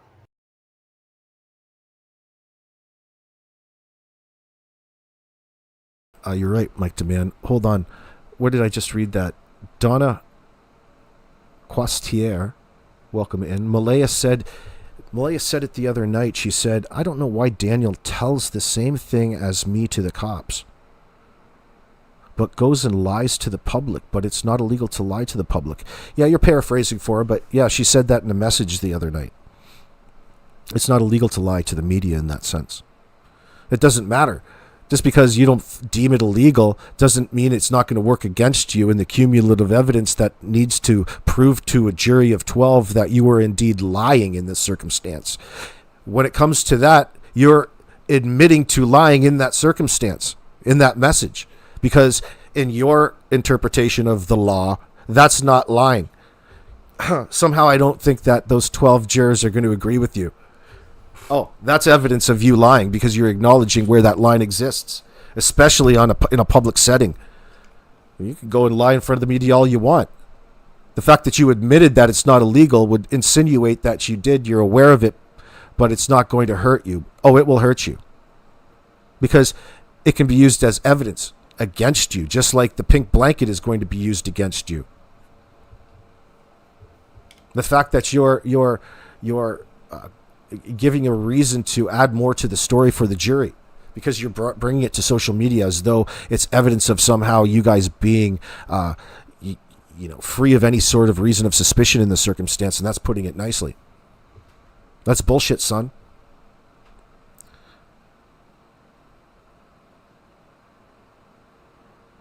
It shouldn't be very difficult at this point in time to want to maintain a certain way in order to continue to build that narrative, because you can only strengthen it. There's continues to be instances where they contradict, and cumulatively they work against and strengthen the case against the people that last and were supposed to be responsible of the well-being of Jack and Lily. We all know that is the mom and dad. Or, well, the boyfriend and Maleyha.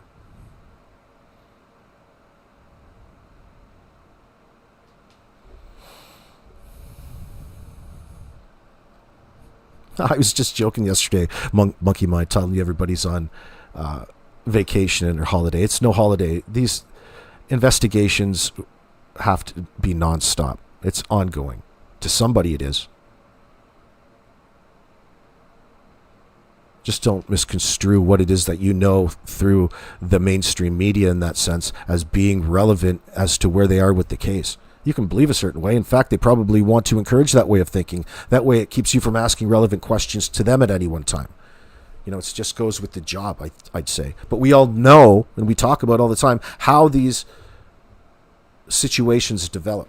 And it's never, ever the way that you read about in the textbook. And it's never, ever the same. You always have to do things a little bit differently with the same thing and the same ends in mind.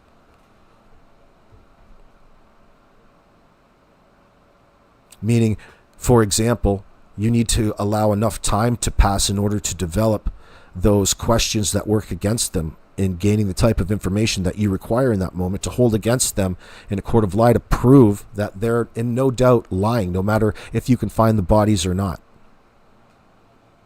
And the fact that they want to nail this down to that 20 minutes, the fact that they have a thin timeline to stick to as a baseline in this entire investigation compared to the things that they keep on bringing out in public and essentially demonstrating, whether through forensic psychology and statement analysis, all of these things compile to work as evidence against them in that court of law.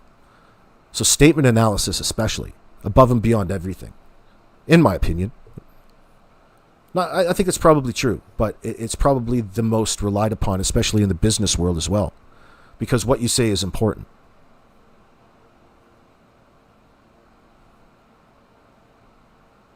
It would direct you as to what your next line of questioning is going to be about. I didn't kill my wife. That's a reliable denial. I know that. Takes ownership. Remember my video on my side of the story? My truth? My guilt? My. She is taking ownership of this alleged fact.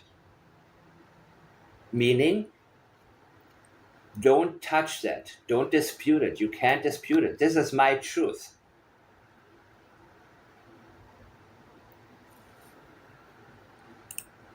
Out there and asked her what was up. And she told me that Jack and Lily were missing, and I said, how long? And I said, how long? I asked her how long. Said about 20 minutes. After that, as I said, I came in, got my boots on, and I went up the hill. Uh-huh. And I met Daniel, as I said, up the top of the old road just above my RV. Yeah, as I said, repeat the script. So if you look at the map or the aerial view of my place, I don't know if it shows it you or not, but if you look at an aerial map of it, you will see an old road just up the top of the hill here. Yeah. So when I get up at the top of the hill, present tense script. I seen Daniel, and I seen Daniel, okay. Asked him if he found the kids yet. He was in the vehicle, in Maleyha's vehicle, and he's... Where was he? On top of the hill? So right there, Janie's talking about Daniel and seeing Daniel when he's out on that back hill. You know, that back road in behind their house. Looks like an old logging road back in there. You can see it on Google Maps. Anyway, when she gets back there, Daniel is already back there in Maleyha's brand new car she just got. The one that the RCMP towed off that property later that day. That they wanted to get at you early and say that she had just left broken up and had the car towed. No, the RCMP had the car towed. You would have to think that based off of an admission like that the RCMP had it in their lot for forensic testing, and they're going to give it the old do their thing with it and then give it back to you. Norbeaster, you said, didn't he say his truck? Well, Janie's saying something different. You probably heard something different, and yeah, there probably are different versions of that, but I just thought I'd stop in that moment and recognize what the words that she was using at that point in time. She was that's very specific. You recognized Daniel to be in Maleyha's car back on that road. That would be something I'd put on my bulletin board, a sighting. So we don't have the detail, the electronic forensic detail about their travels that particular day, but it would be all the reason to actually go and pull the information out of that car Maleyha drives. That thing has to have a GPS in it. Pull that history to see where that car actually moved as one of the, this is the whole reason why he's out there trying to confuse what would otherwise be referred to as obfuscate the crime scene at this point in time. Make cloudy, obscure. All right? Because he's out there spamming the fuck out of the information under the guise of pretending to search for them. And to us, it seems shady because there's no reason, presumably, if he's telling the truth, there's no reason for you to be searching anywhere within earshot of your back door. If it was 20 minutes ago. So anything but that particular timeline, any deviant from that is a goddamn lie in the eyes of me and investigators. And in any situation where there's a missing kid and somebody and you're gathering in information, be wary of the person who's giving it to you. There's absolutely no reason for them to be searching around like a chicken with their heads cut off, high as a kite, high AF, all over Nova Scotia back roads, in and out of everything, surveying culverts and ditches, as if you're presumably working on people's natural assumptions that the kids are already dead. If you're that desperate, you would certainly not, as a caring parent, refer to those children as being in a less than alive situation. Okay? That would be the hope that keeps you going and moving and searching, not the fact that you're surveying ditches for a face-down kid, right? As if you were to portray a Hollywood scene scenario, horrific, like you're really insinuating what happened to the kid. Why would you be doing that in that situation? Especially the live-in boyfriend who wants to be introduced as the stepfather. Now, why is it important to you in that moment in time to be looking like the stepfather and not any other time when you're in the kids' lives? All of a sudden, when the cameras are rolling, you turn it on. The acting. Like at that point in time, it'd be fairly important to me, being an honest chap, that they know that I'm not blood relation to these kids whatsoever. It's got nothing to do with me. But here he is wanting to be known as the kid's loving stepfather, as though it was already orchestrated and needed to be presented in such a way. Hence the acting. No, there's no house in town unique. She lives there. She lives there in that shithole.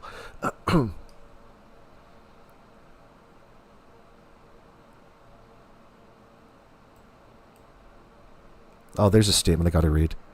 Lynn Manchell, good to see you. I saw that searcher's interview and shook my head. Her sweet head could never wrap around the darkness of this case. She has to believe that they're still out there and somewhere in the woods. Well, she's probably, I would expect, a little disappointed for it. At that point, who knows how they approached her?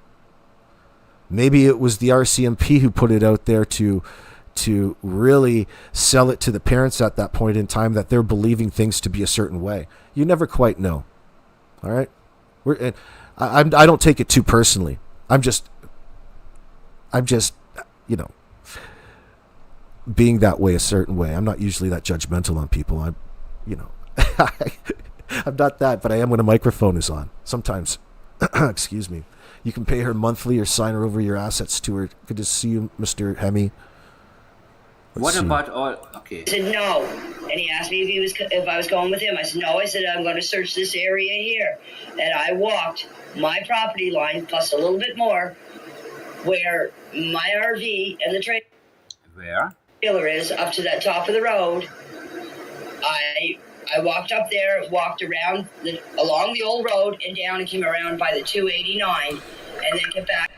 Jesus, even when you listen to her. Why is it so important that you over specify all of these little places that you went if not just to make it look like you made the effort to be out there searching and things? How did you know? Why did you go this way? What happened? Like, it's still a distraction away from the circumstance as to what occurred with Jackie and Lily. Like, it's better that she talk about, to extent selectively specific at any one time, this recount of their immediate search of the back 40 around their home, and the fact that they couldn't find Jackie and Lily. Yeah, well, no shit. But they're trying to embellish it, make it look like it's some sort of alibi. You know, it's just such a bizarre scenario to be having to speak about. A bit of a diversion, a diversionary thing to speak about in all of this. There's all kinds of other things that would be more necessary, prioritized differently, in my opinion, should they be a genuine individual. Not that that's only what I'm basing my opinion off of, but it's just another thing.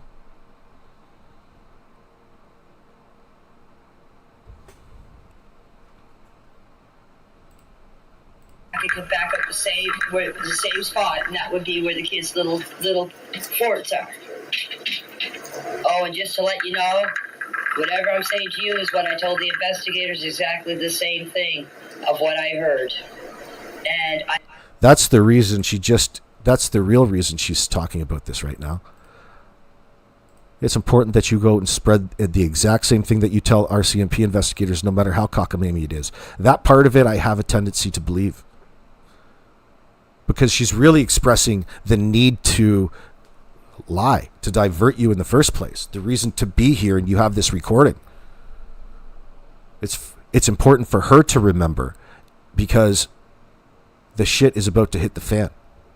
The more that time goes on, the more suspicious they seem to a greater amount of people. And they don't like that. They don't like that feeling. Like the walls are closing in around them. People are looking at them funny everywhere they go. Why? Well, because you killed 2 kids. That's why, assholes. All right? And you're walking around trying to pretend and with no logic whatsoever, with heavily flawed logic, to the point where the behavioral panel boys couldn't even determine if Daniel was mentally retarded or not. What does that tell you?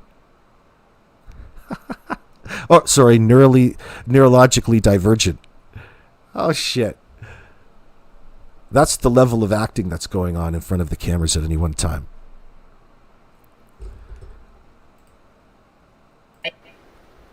What you heard, right? Whom did you hear that from? You heard it from Daniel.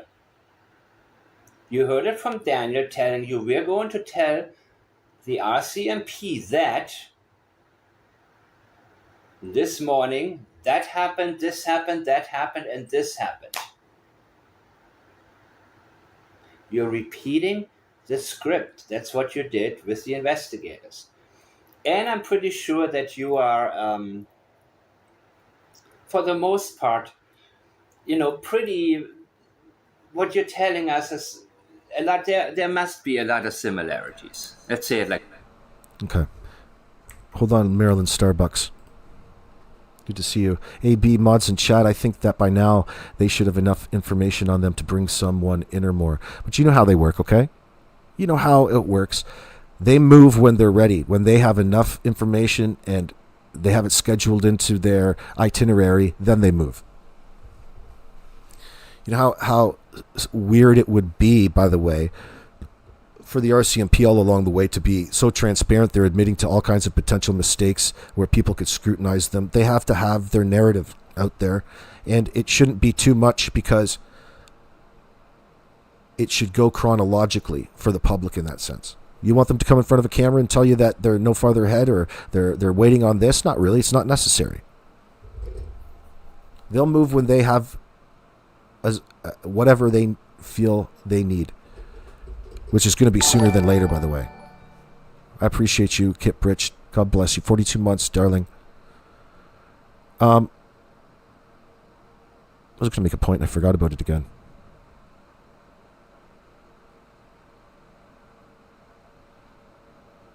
They don't even have to act, Donna. Well, they're just so unpolished. Yeah. I mean, they're not acting. to a degree because they're in such a desperate state of emotional stress. It's just that they want to misconstrue for your imagination and tell you that all of the reasons why they're actually upset and crying, right? And it doesn't make a lick of sense in the context of a person who doesn't have something to hide. In your opinion, there's more to the kids going missing, probably rug ring too, Daphne? Yeah, because it would all fit in together. Like, it's definitely a rare situation. It's unique. Not that that makes it a good thing. But you can see it already, the lack of people who actually genuinely have blood ties, aside from Belinda in the picture. But I'm talking about in the last couple years. You remember Christine? They're trying to hold that against Belinda. The fact that for whatever reason, in her desire and need to have full custody, she iced the paternal side of the family out for whatever reason in the moment and fully relied on Daniel, a man who she wants to claim she just found out was using these dissociative substances the day that she was going in to be induced with her new baby Meadow. Just what you need. Another kid in the house in that sense. Another child, another mouth to feed.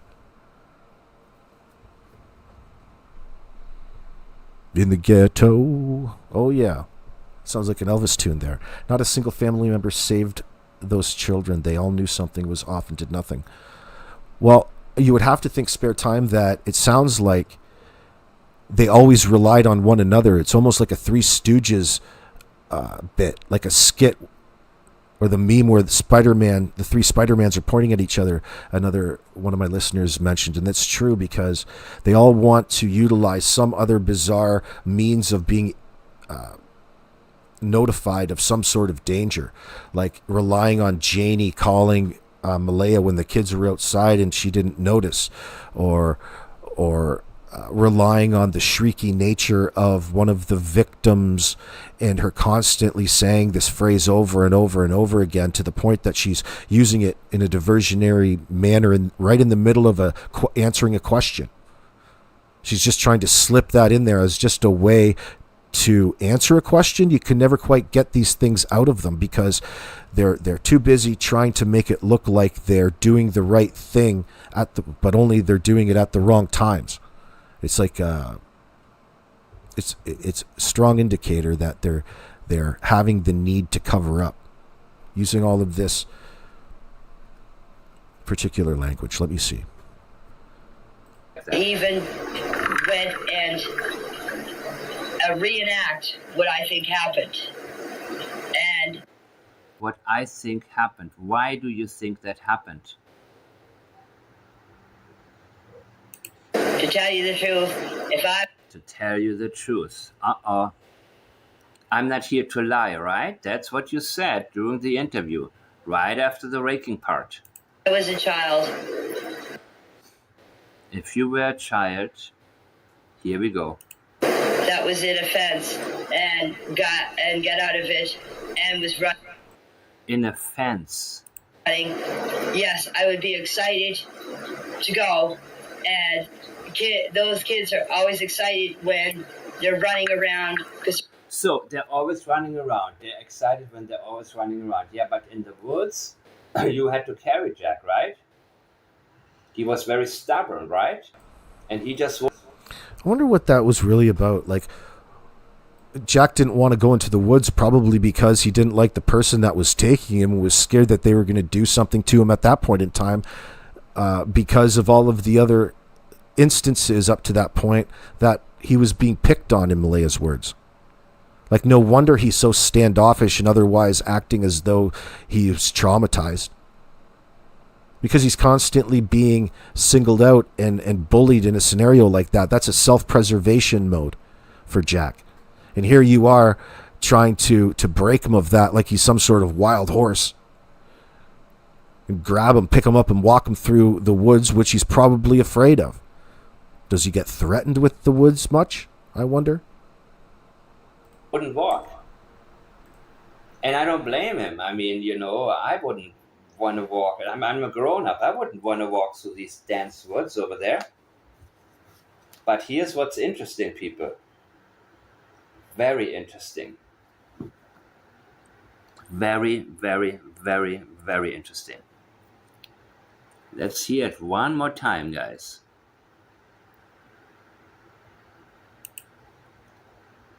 Reenact what I think happened. How would you know that? Right. When she's talking about reenacting what she thinks happened, listen. How would you... And what do you think happened? She never ever actually says that in that sense. Suggesting that she's suppressing information and she has an actual opinion on what actually happened, meaning that if there's something that actually happened and you can identify it, it means that you already know what did occur. They walked away? It's and these tenses she mixes up. Oh, and now the lie comes. If I was a child, that was it. Yeah, what should we tell the police? Well, what would you do? What would I do if I was a child? Okay, I'm going to tell them just that, because that may sound believable enough at first. The fence and got out of it and was running. Yes, I would be excited to go. And those kids are always excited when they're running around because they're always screaming and hollering. They're always screaming and hollering. That's exactly what she remembers of them the most. She's painting the picture of annoying children that she didn't want there. And she doesn't have a sense to cool it, to keep it, local. Believe me, I know. I observed it for 2 years out back. Believe me, I know. Okay.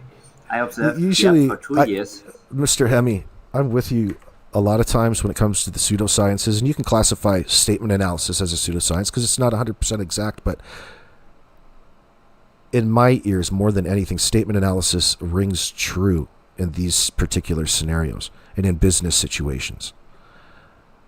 There's something to it. You don't have to stick to it 100% because really the point to it all, no matter how correct you are at the end of the day with statement analysis, it's already done its job because there wasn't something quite right, and it slows that moment in time down, and you're able to weigh the factors in that particular statement, in most situations. But I know you're just saying that shit. I love that. It was just an excuse to bring that up, by the way. Whereas, it's just a tool. It's a tool, right? Here.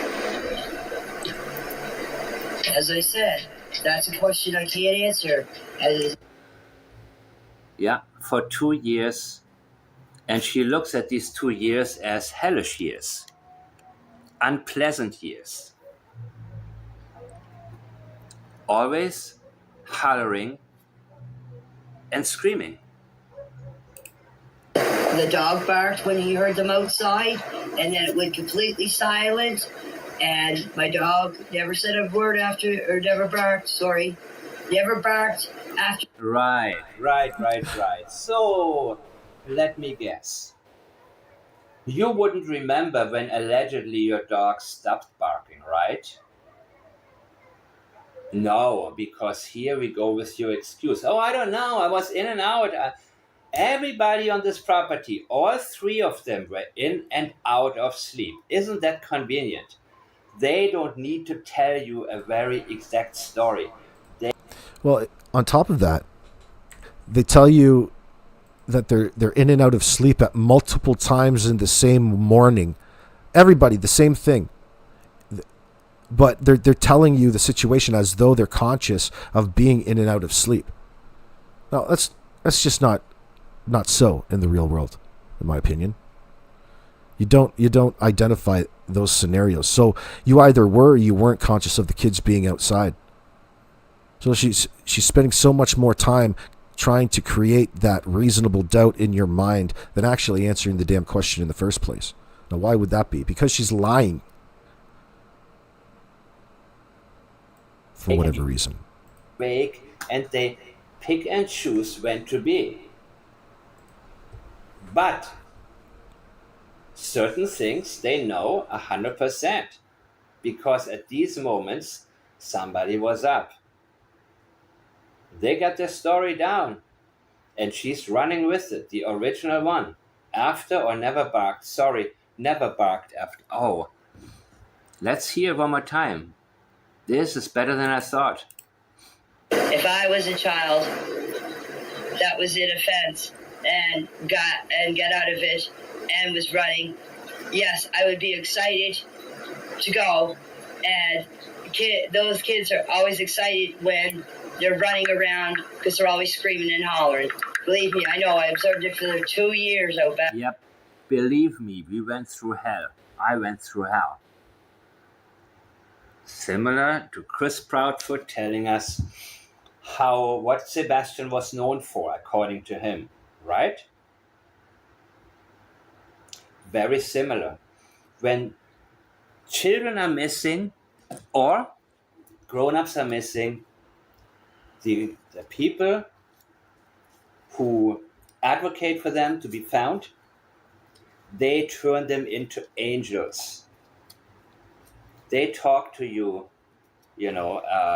Janice, she is the most wonderful person. Every time she will help anybody. She will give you the shirt off her back. She lights up a room when she comes, when, she is they tell you nothing but positive, because the negatives are suddenly unimportant. Like, what the hell was I even thinking? What the hell was I focusing on negatives? Oh my God, I just want them back. I want my friend back. I want my children back. That's all. So even if children have been annoying, let's say your children, get, for whatever reasons, when they are missing, this doesn't even cross your mind. You even miss them annoying you, and you blame yourself and think, oh my God, why was I so impatient? I should have taken it easier. Maybe I'm working too much. Maybe that's why I didn't take enough time. I didn't give enough attention to my children. All of these thoughts are going to come into your mind. So the way that you used to talk about your children, maybe when you were with your friends and complained about, not necessarily complaining hardcore, but I'm talking about discussing, how difficult it can be to be a parent, and you sort of vent with your friends and so on. None of that at all. People, we cannot get desensitized here. All of them are full of shit. All of them. Maleyha, Daniel, and Janie.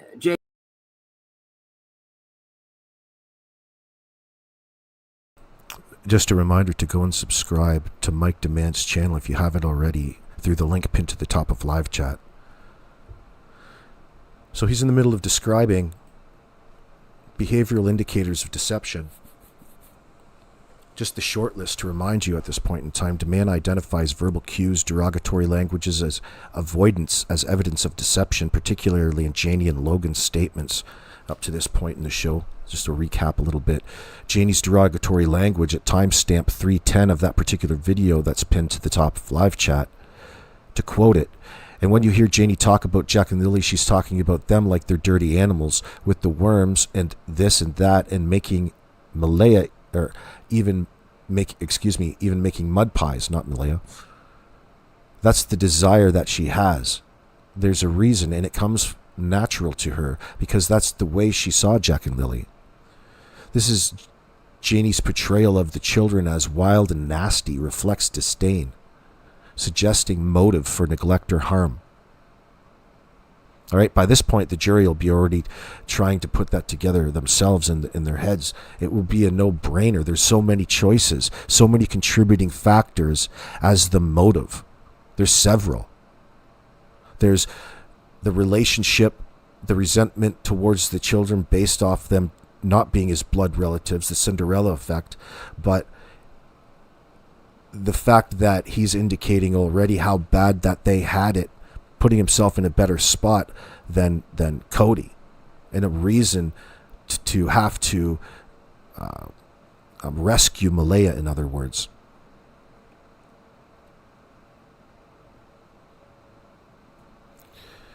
The timestamp 12:26, the quote was, "That was a super regular thing in that house, yelling at the kids, or Jack letting my chickens out, which he usually does. So everything Jack is doing wrong, right? She is painting him as a bad child, and she loves to do that.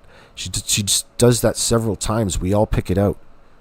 We all pick it out, absolutely. The analysis, Janie's focus on Jack's misbehavior. Example was letting chickens out, aims to paint him as problematic, potentially justifying the neglect, or much worse. Yeah, justifying the factors and putting it back onto him as to what got him gone. There's also the Logan deceptive statements, timestamp 2:14. And yes, she compared them to animals. When we slip up, we are saying something that is coming out to our minds. I believe that's exactly how she saw them, as animals, he means. This is Logan's comparison of Jack and Lily to animals, revealing genuine disdain, not an accidental slip, indicating a lack of care and a knowledge about that lack of care. Right at the beginning of this video, at 38 seconds, Logan, of course, lied, and we all know that they were trying to tell us that Durwood story, and supposedly, Maleyha may have had people abduct them, but everything was so vague, and it was a silly story, says Mike Dammann. This is about Logan's abduction narrative. He's dismissing it as a deliberate misdirection to sidetrack the investigation. Yep, I have to agree. Anybody else agree with that? We go on to Janie's precision and vagueness. We just went through that.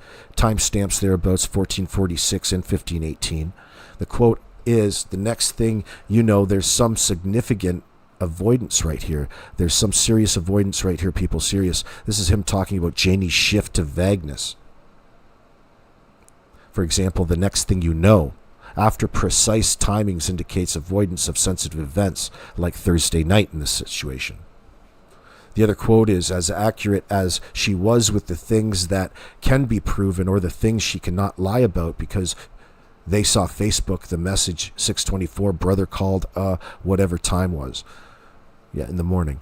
That's Janie's precision of verifiable events, for example, the Facebook messages, contrasting with vagueness for unprovable movements, a hallmark of deception. Daniel's defensive behavior, timestamps 116, we already went through that. He talked about the polygraph, and he said whatever he could think of to make himself sound innocent, and he realized people didn't believe him, meaning Daniel, in the purpose he believed for that interview with the CBC. People point at him, people look at him, and people think he had something to do with Jack and Lily's disappearance. Daniel's focus on reputation and polygraph suggests a priority to deflect suspicion rather than aid the search.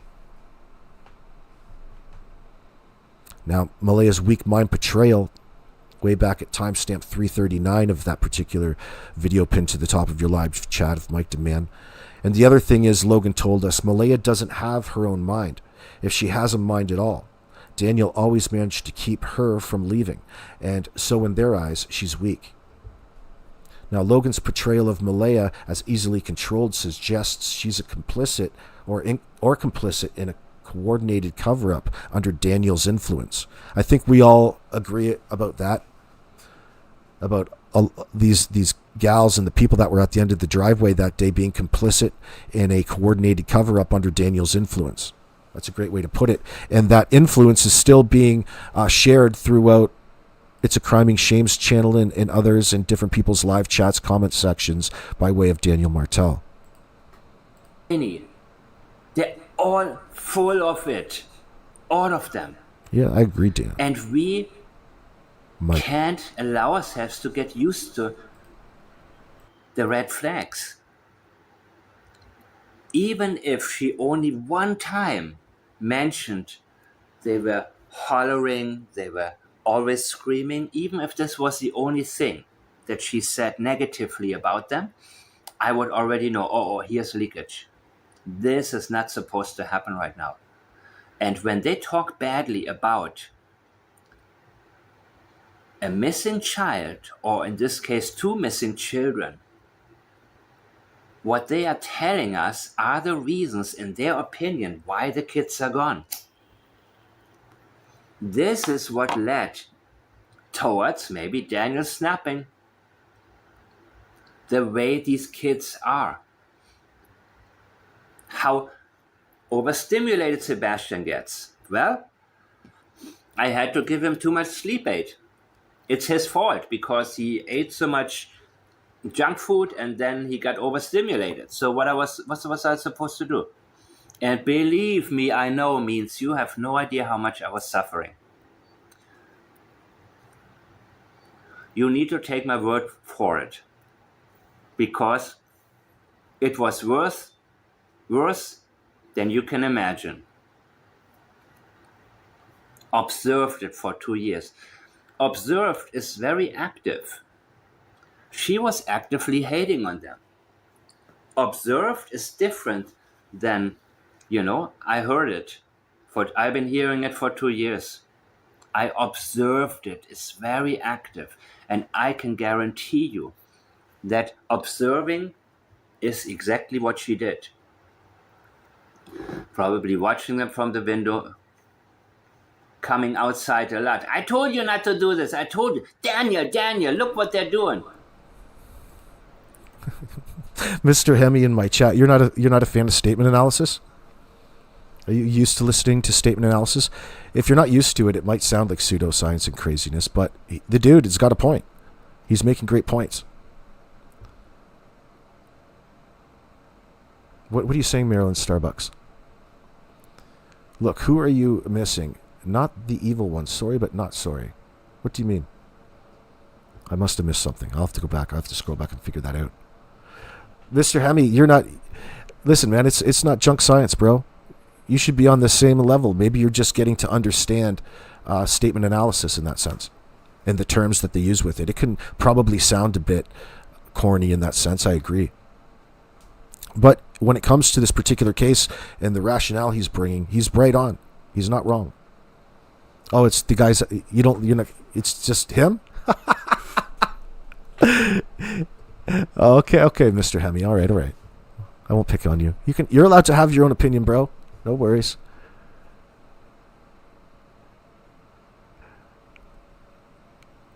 Maybe he's got a problem with is it a Boer accent or is it Afrikaans?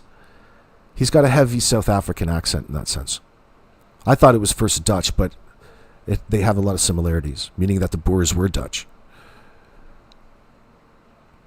Be hating on Mike Dammann? He's got the greatest last name, Dammann. You just read Daniel's statement. He said he jumped in his vehicle, Janie and Maleyha's vehicle. That's a huge discrepancy, Norbeaster. Yeah, you just picked one. You should make a post about it. Do a side-by-side clip to show people. You get a lot of clicks and a lot of views, a lot of thumbs up on that sense. You got a good one. It's just another one, though, right? It's just another one. Layla's saying, you're a bastard, Mr. Hemi. God damn you. I don't think so, AB. I think Swiss or something. Cooper? No, I actually think he's South African. I'm pretty sure. But it kind of reminds you, like, if you were to think of a cartoon voice of, like, Sigmund Freud explaining some sort of... if you needed somebody to play a part in a movie, that he's right out of Central Casting. You're saying he sounds Turkish? No, he's not Turkish. That's for sure. No, I'm pretty sure he's South African. I've already been there. But it doesn't matter what I say. You guys will come to your own understanding.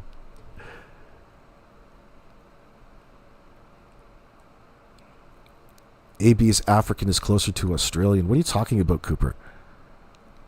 I think you're a bit confused, son. No, Afrikaans, meaning that's the name of the language with 2 A's. AFRI. I think there's a K in there. KAANS. Afrikaans. No homo? Thanks, Mr. Hemi. I didn't want you to be upset in my chat, bro. That's all. Yeah, Mike's great. Cooper's saying he is not African. Yeah, he's South African. Oh, he's not South African, you're saying. Cooper. Okay, maybe you guys are right, dude. Maybe you guys are right. I don't know personally. I don't want to start here like telling you what it is he is. Maybe you guys already know him. I just thought he was. It'd be a good bet because that's what the accent sounds like. Dee, I love you. Lovely member for 17 months. I appreciate you. Sure he's not Chinese? Hey, Renee Harper Maddox says AVE. He's German. You looked him up? Okay. Fuck, I was right the exact first time. He's Dutch hillbilly then. Close enough. The Holy Roman Empire. You guys are fucking making me talk shit. I love you, Mike. Doesn't matter what they say.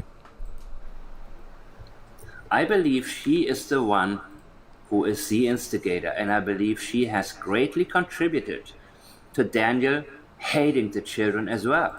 So the type of language that they speak in South Africa would resemble Dutch, but I don't know all that much about the language to say that other than that. So you can see how it all sounds kind of the same. Vaz, you know.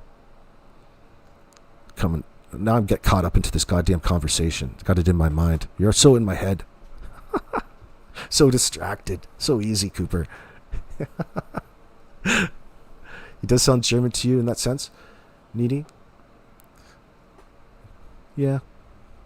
Kind of does, doesn't he? Back here. As I said, that's a question I can't answer. As the dog barked when he heard them outside. Uh-huh. And then it went completely silent. Right. And my dog Except you're not talking about that morning.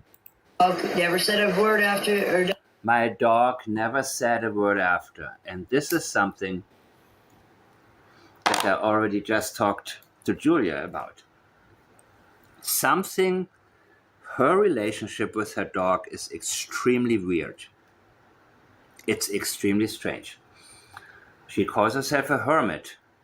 She says this is her dog's property. Like he is the owner. Her husband used to be the owner, right? Like right there, when he just said property, it really sounded South African to me. That didn't sound like a German English accent, like a person with it that usually spoke German who's trying to speak English. This is a person who speaks his English in a certain way, and he said property like that. South Africa stood out to me. But hey, I'm not even obsessing over this at this point in time. No worries. Her dog's name is Tucker. It's not Fuffy, Schnuffy, Fluffy, Fluffy, Huffy, Muffy. None of that stuff. It's a man's name. Did she ever have a boyfriend named Tucker?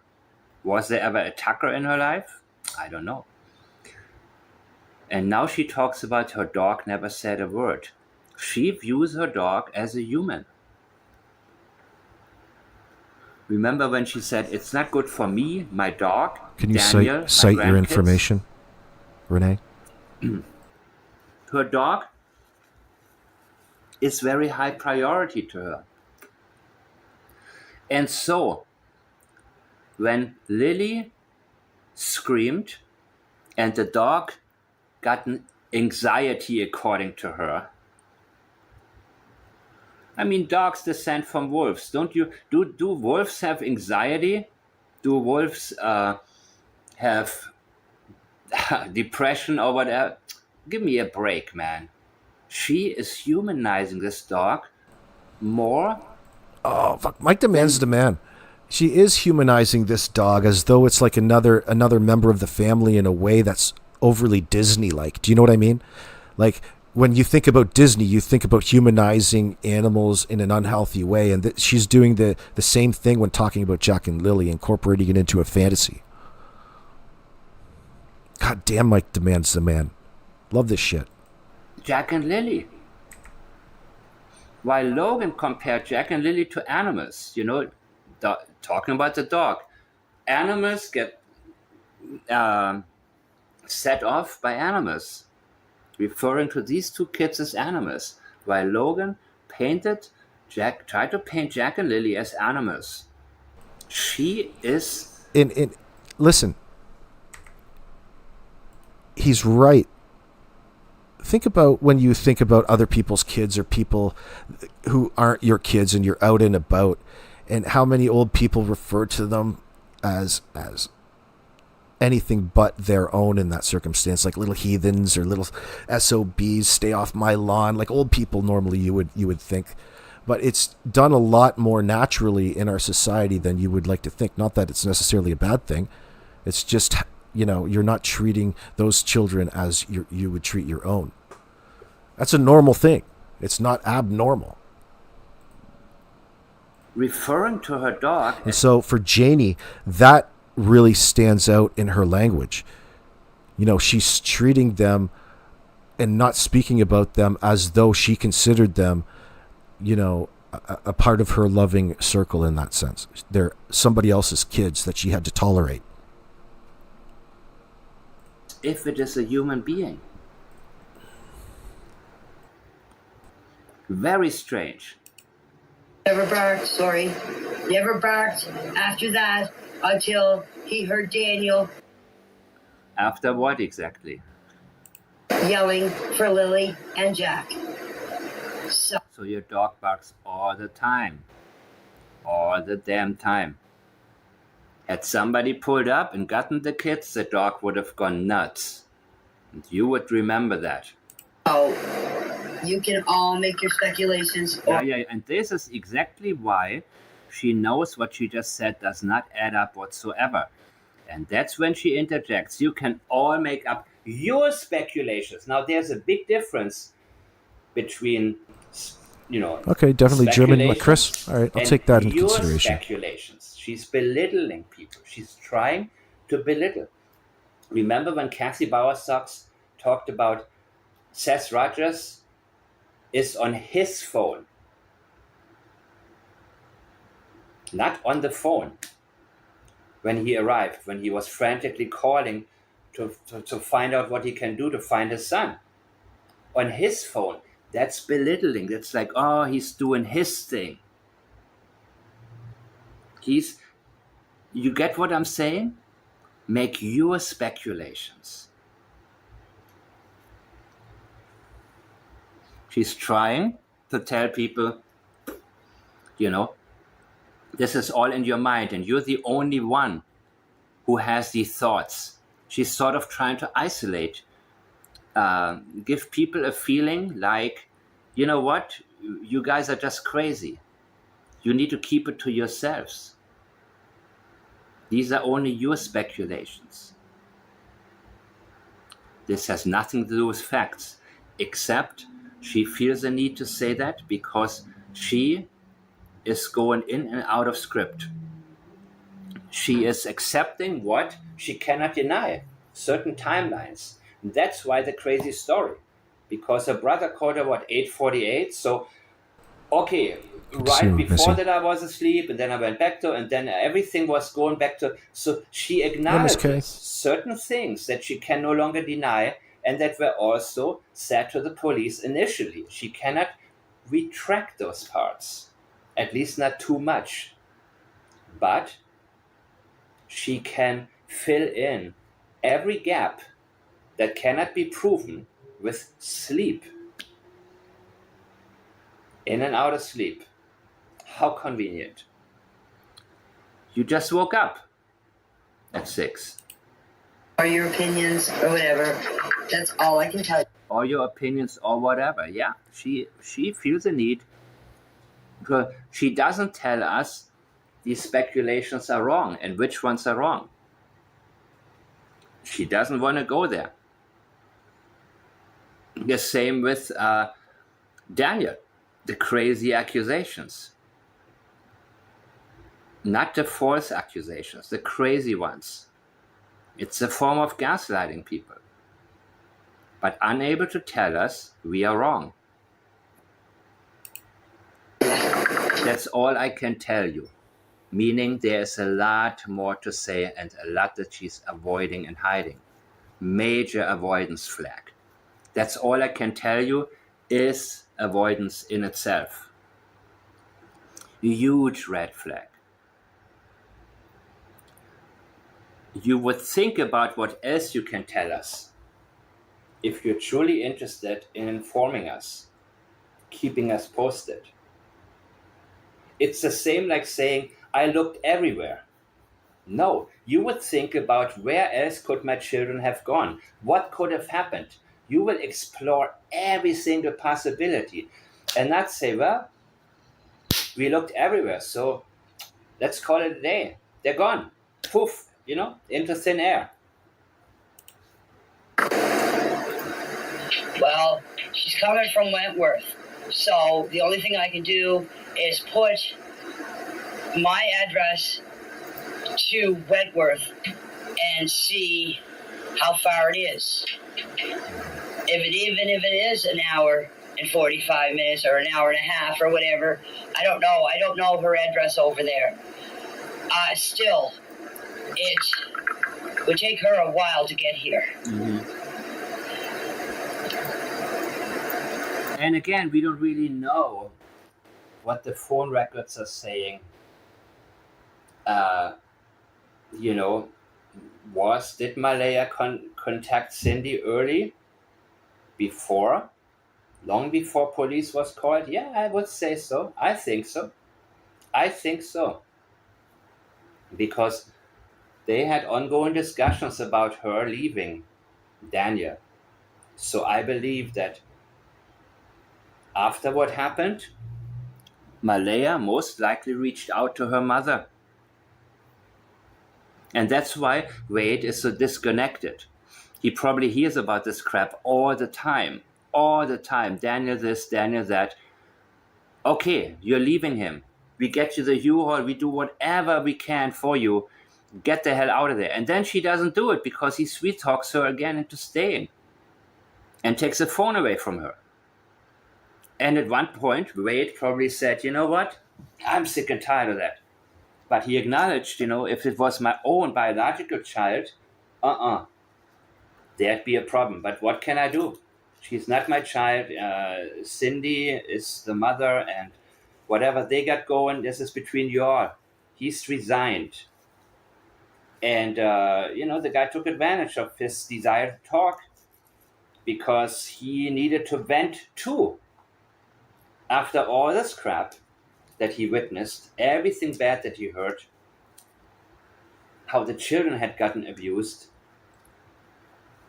now this, and the lies continue. So I feel bad for Wade, in a sense, because Cindy Murray, when he said that he thinks Maleyha's lying, yep, Cindy was probably very unhappy, but I think Maleyha's very protected. I'm just having I think she's a extremely quick bite to eat. protected, Don't mind me. I'm and still here. I doubt that, there will be charges. And according to all of their statements, she was on her phone all the time. She had a guilty look, but she was very passive. There is no linguistic indication of knowledge that Maleyha did anything. You're going to be there on the weekend, Missy Ledger? Sure. Step-by-step exploring videos at gmail.com.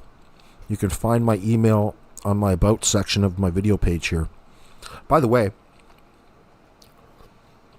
I have some poppy seed bread here, the good kind of bread with very spicy Italian summer sausage, Swiss cheese, and a lot of Dijon mustard. And it's very, very good, by the way. Violent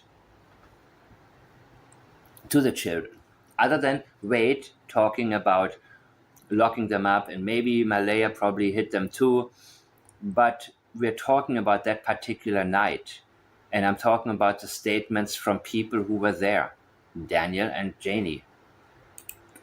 Fish the kids that morning. But Yeah, even this. So the kids were playing outside Thursday, but they were sick. Yeah, absolutely. None of this makes any sense, right? You would see if the kids are okay. And believe me, these people, They don't want their children to be home. They are happy when they can go to school. Trust me.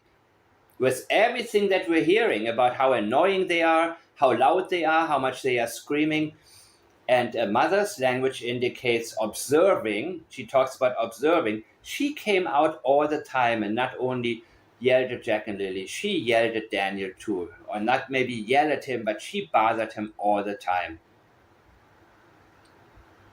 Maleyha and Daniel would have said, okay, let me get up and see. Okay, you guys are good. Yeah. You're not sick. You can go to school now. We don't want you at home. Get the hell out of here. But they didn't even check on them. None of this makes any sense, people. None of it. And also, of course, many of you have picked up on it. That Actually, pardon me for having a mouthful of food. There's a comment in my chat from Robin. Is anyone close enough to live stream when they get arrested? There's a guy that comes in here named Anon1 who lives not too far away that has a camera and in a place. You have to talk to him. I encourage it. Janie said, yeah, it would be, the kids would always go in the yard. And then I would call Maleyha because, I hear them in the yard and they're running around and the dog is going. Yeah, right, Maleyha. Yeah, right. Your early statement.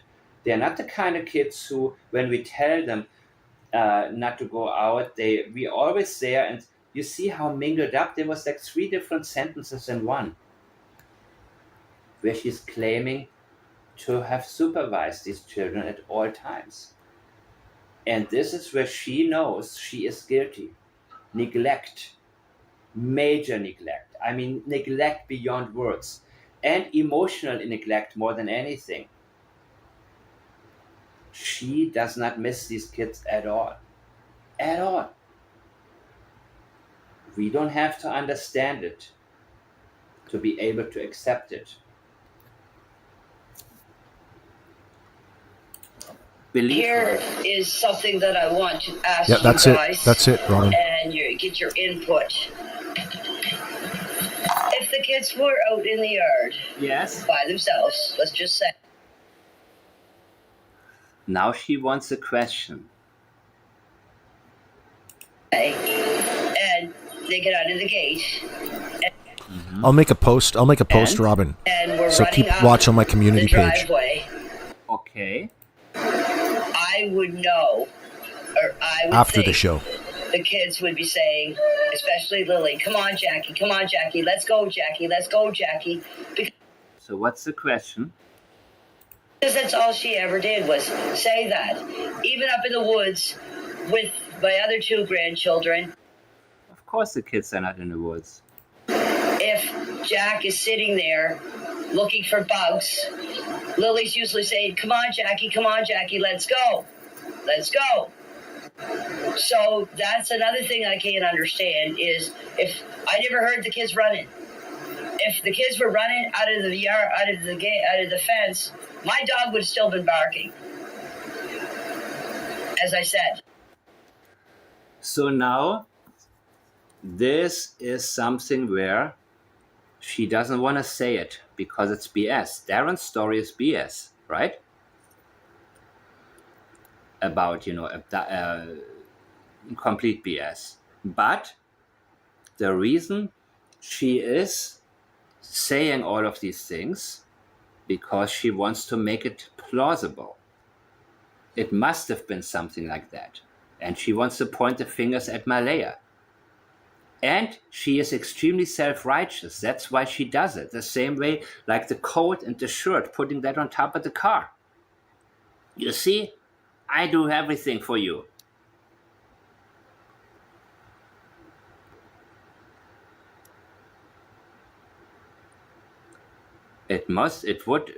Maleyha, her message to Maleyha is, we are here and we have to do all the damage control without you. You're not here to help us with it. So I'm going to point the finger at you now. Because of Lily's loud scream and hollering. Yeah, go ahead, Missy. Yeah. Loud scream and hollering again. So, as Even though the kids are gone and no longer with us, in my opinion, the hatred continues. Can you imagine how much she hated their presence? To still, at this point, live in it. I said, I heard the kids out here in the yard by the swings. And then I heard completely silence. As I said, right? Okay, let's see. 42. So that's another thing I can't understand is if I never heard the kids running. If the kids were running out of the yard, out of the gate, out of the fence, my dog would have still been barking. Out of the gate? There's never been a more circular comment than that, Janie. She does that constantly, this circular motion. Her portrayal of the way that she logically thinks in placement of a direct answer. Or something that would directly be tangible to whatever it is that you're talking about. She replaces that with a little Riddler like the Riddler in Batman.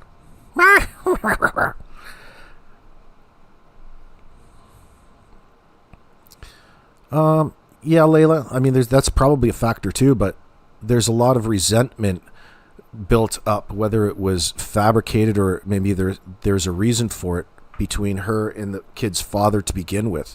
So from her perspective, especially in an altered state of mind, it soon grew too tedious for her to continue to raise her kids on her own with really no help, because we know what kind of scumbag Daniel is in that sense.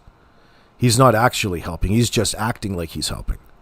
All right? There's a lot of resentment towards these strangers. Aside from Maleyha, pregnant Maleyha was welcome and Meadows welcome, but that's completely different to the treatment that Jack and Lily were getting. And that's indicated in their own statements. It doesn't matter who they're putting that on. The fact that they're indicating that the kids were neglected and he's disregarding the fact that he's a member, the head member of that household, and thereby responsible for all of that, is unimportant to the fact that he just admitted to it already. There's just a way that he can control the narrative.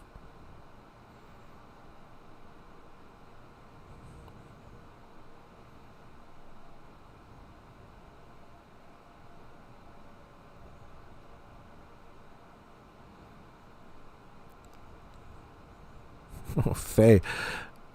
Isn't that interesting? Faye wishes I wish we knew what clothes the children were wearing when they were last seen. Well, isn't it a big indicator that that's an ever-evolving tale, and it made no sense to begin with? They couldn't identify what it was that they were wearing and why one certain boot and a backpack were important to the entire story, other than maybe positioning himself because he knows what's coming down the line.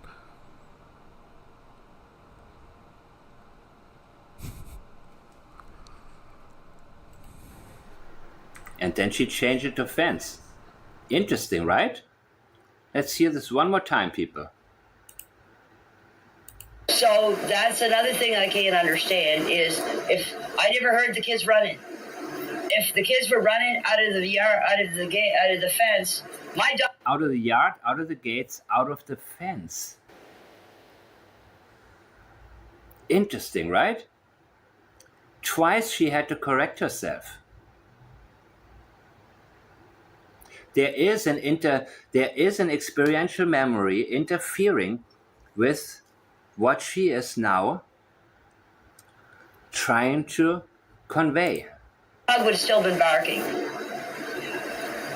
as I said, because of Lily's loud scream and holler. Yeah, and had a car pulled up and gotten them in, and especially if it's somebody that's not usually on the property, your dog would have gone nuts.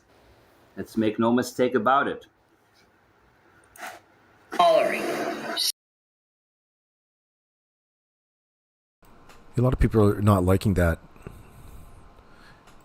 unique rhythm. It doesn't make sense that they would sleep in their day clothes in that sense. It's interesting, especially considering the weather. You would think nice cozy pajamas are always a good thing. Usually kids are just running around in their pajamas, right? You would have thought that it wouldn't be too difficult to say that they're still in their pajamas, you would think. But they're that fucking lazy not even to put them in any pajamas in the first place. Isn't that what you're getting from it? Just running around in a pull-up inside buck naked beside a wood stove that's burning. Man, oh man, it's just an accident waiting to happen. You're not paying attention anyway. It's not like anybody cared, sadly. Like, I wonder, like, listen, a baby, you just strap a baby to you and you can take care of a baby on the go doing other chores. Why is it that Maleyha has to be preoccupied and already busy with a little child and not able to be around her other kids? There's still a factor there as to why there was so much distancing between Maleyha and the kids. Like a more conscious decision on her part. Like, there was a reason in that sense, and it had to have contributed to some of the rationale as to why she didn't put her children first and try to protect them before her own addictions.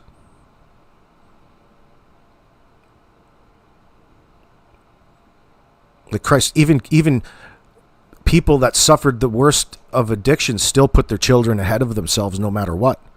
But you can make an argument that they put the drugs first. But still, you still see addicts protect their children in circumstances like this. So there's more factors that are contributing that have to come from Cody's side. And you saw a little bit of that built-up hate and rage come out of Maleyha's spokesman, her pink-haired psychic beach friend, that freak Christine, or that Cheryl Christini. That's what her nutty name is.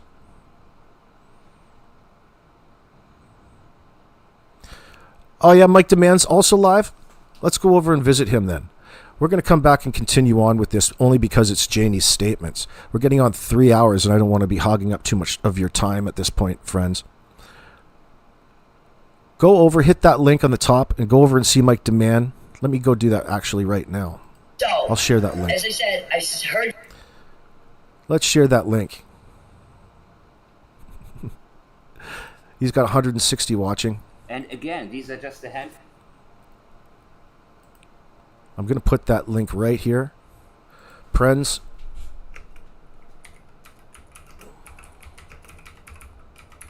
This is for everybody except you, Mr. Hemi.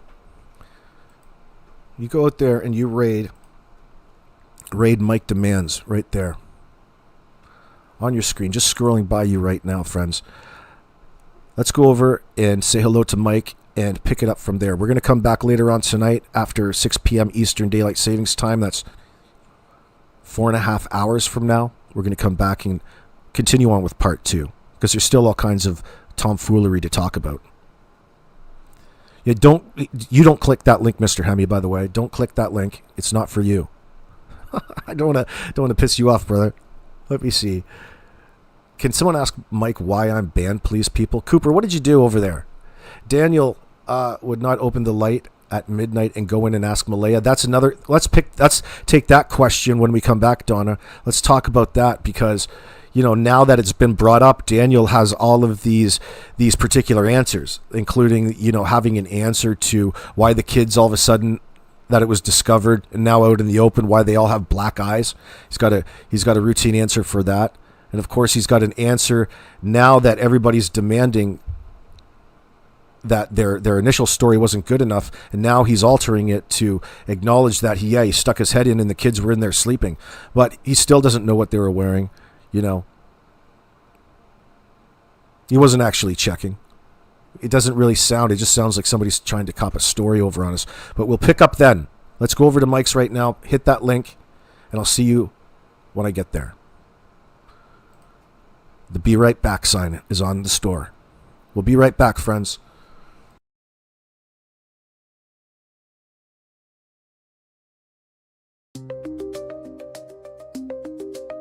I've got some new mysterious music for you to stimulate your mind to. Oh my God.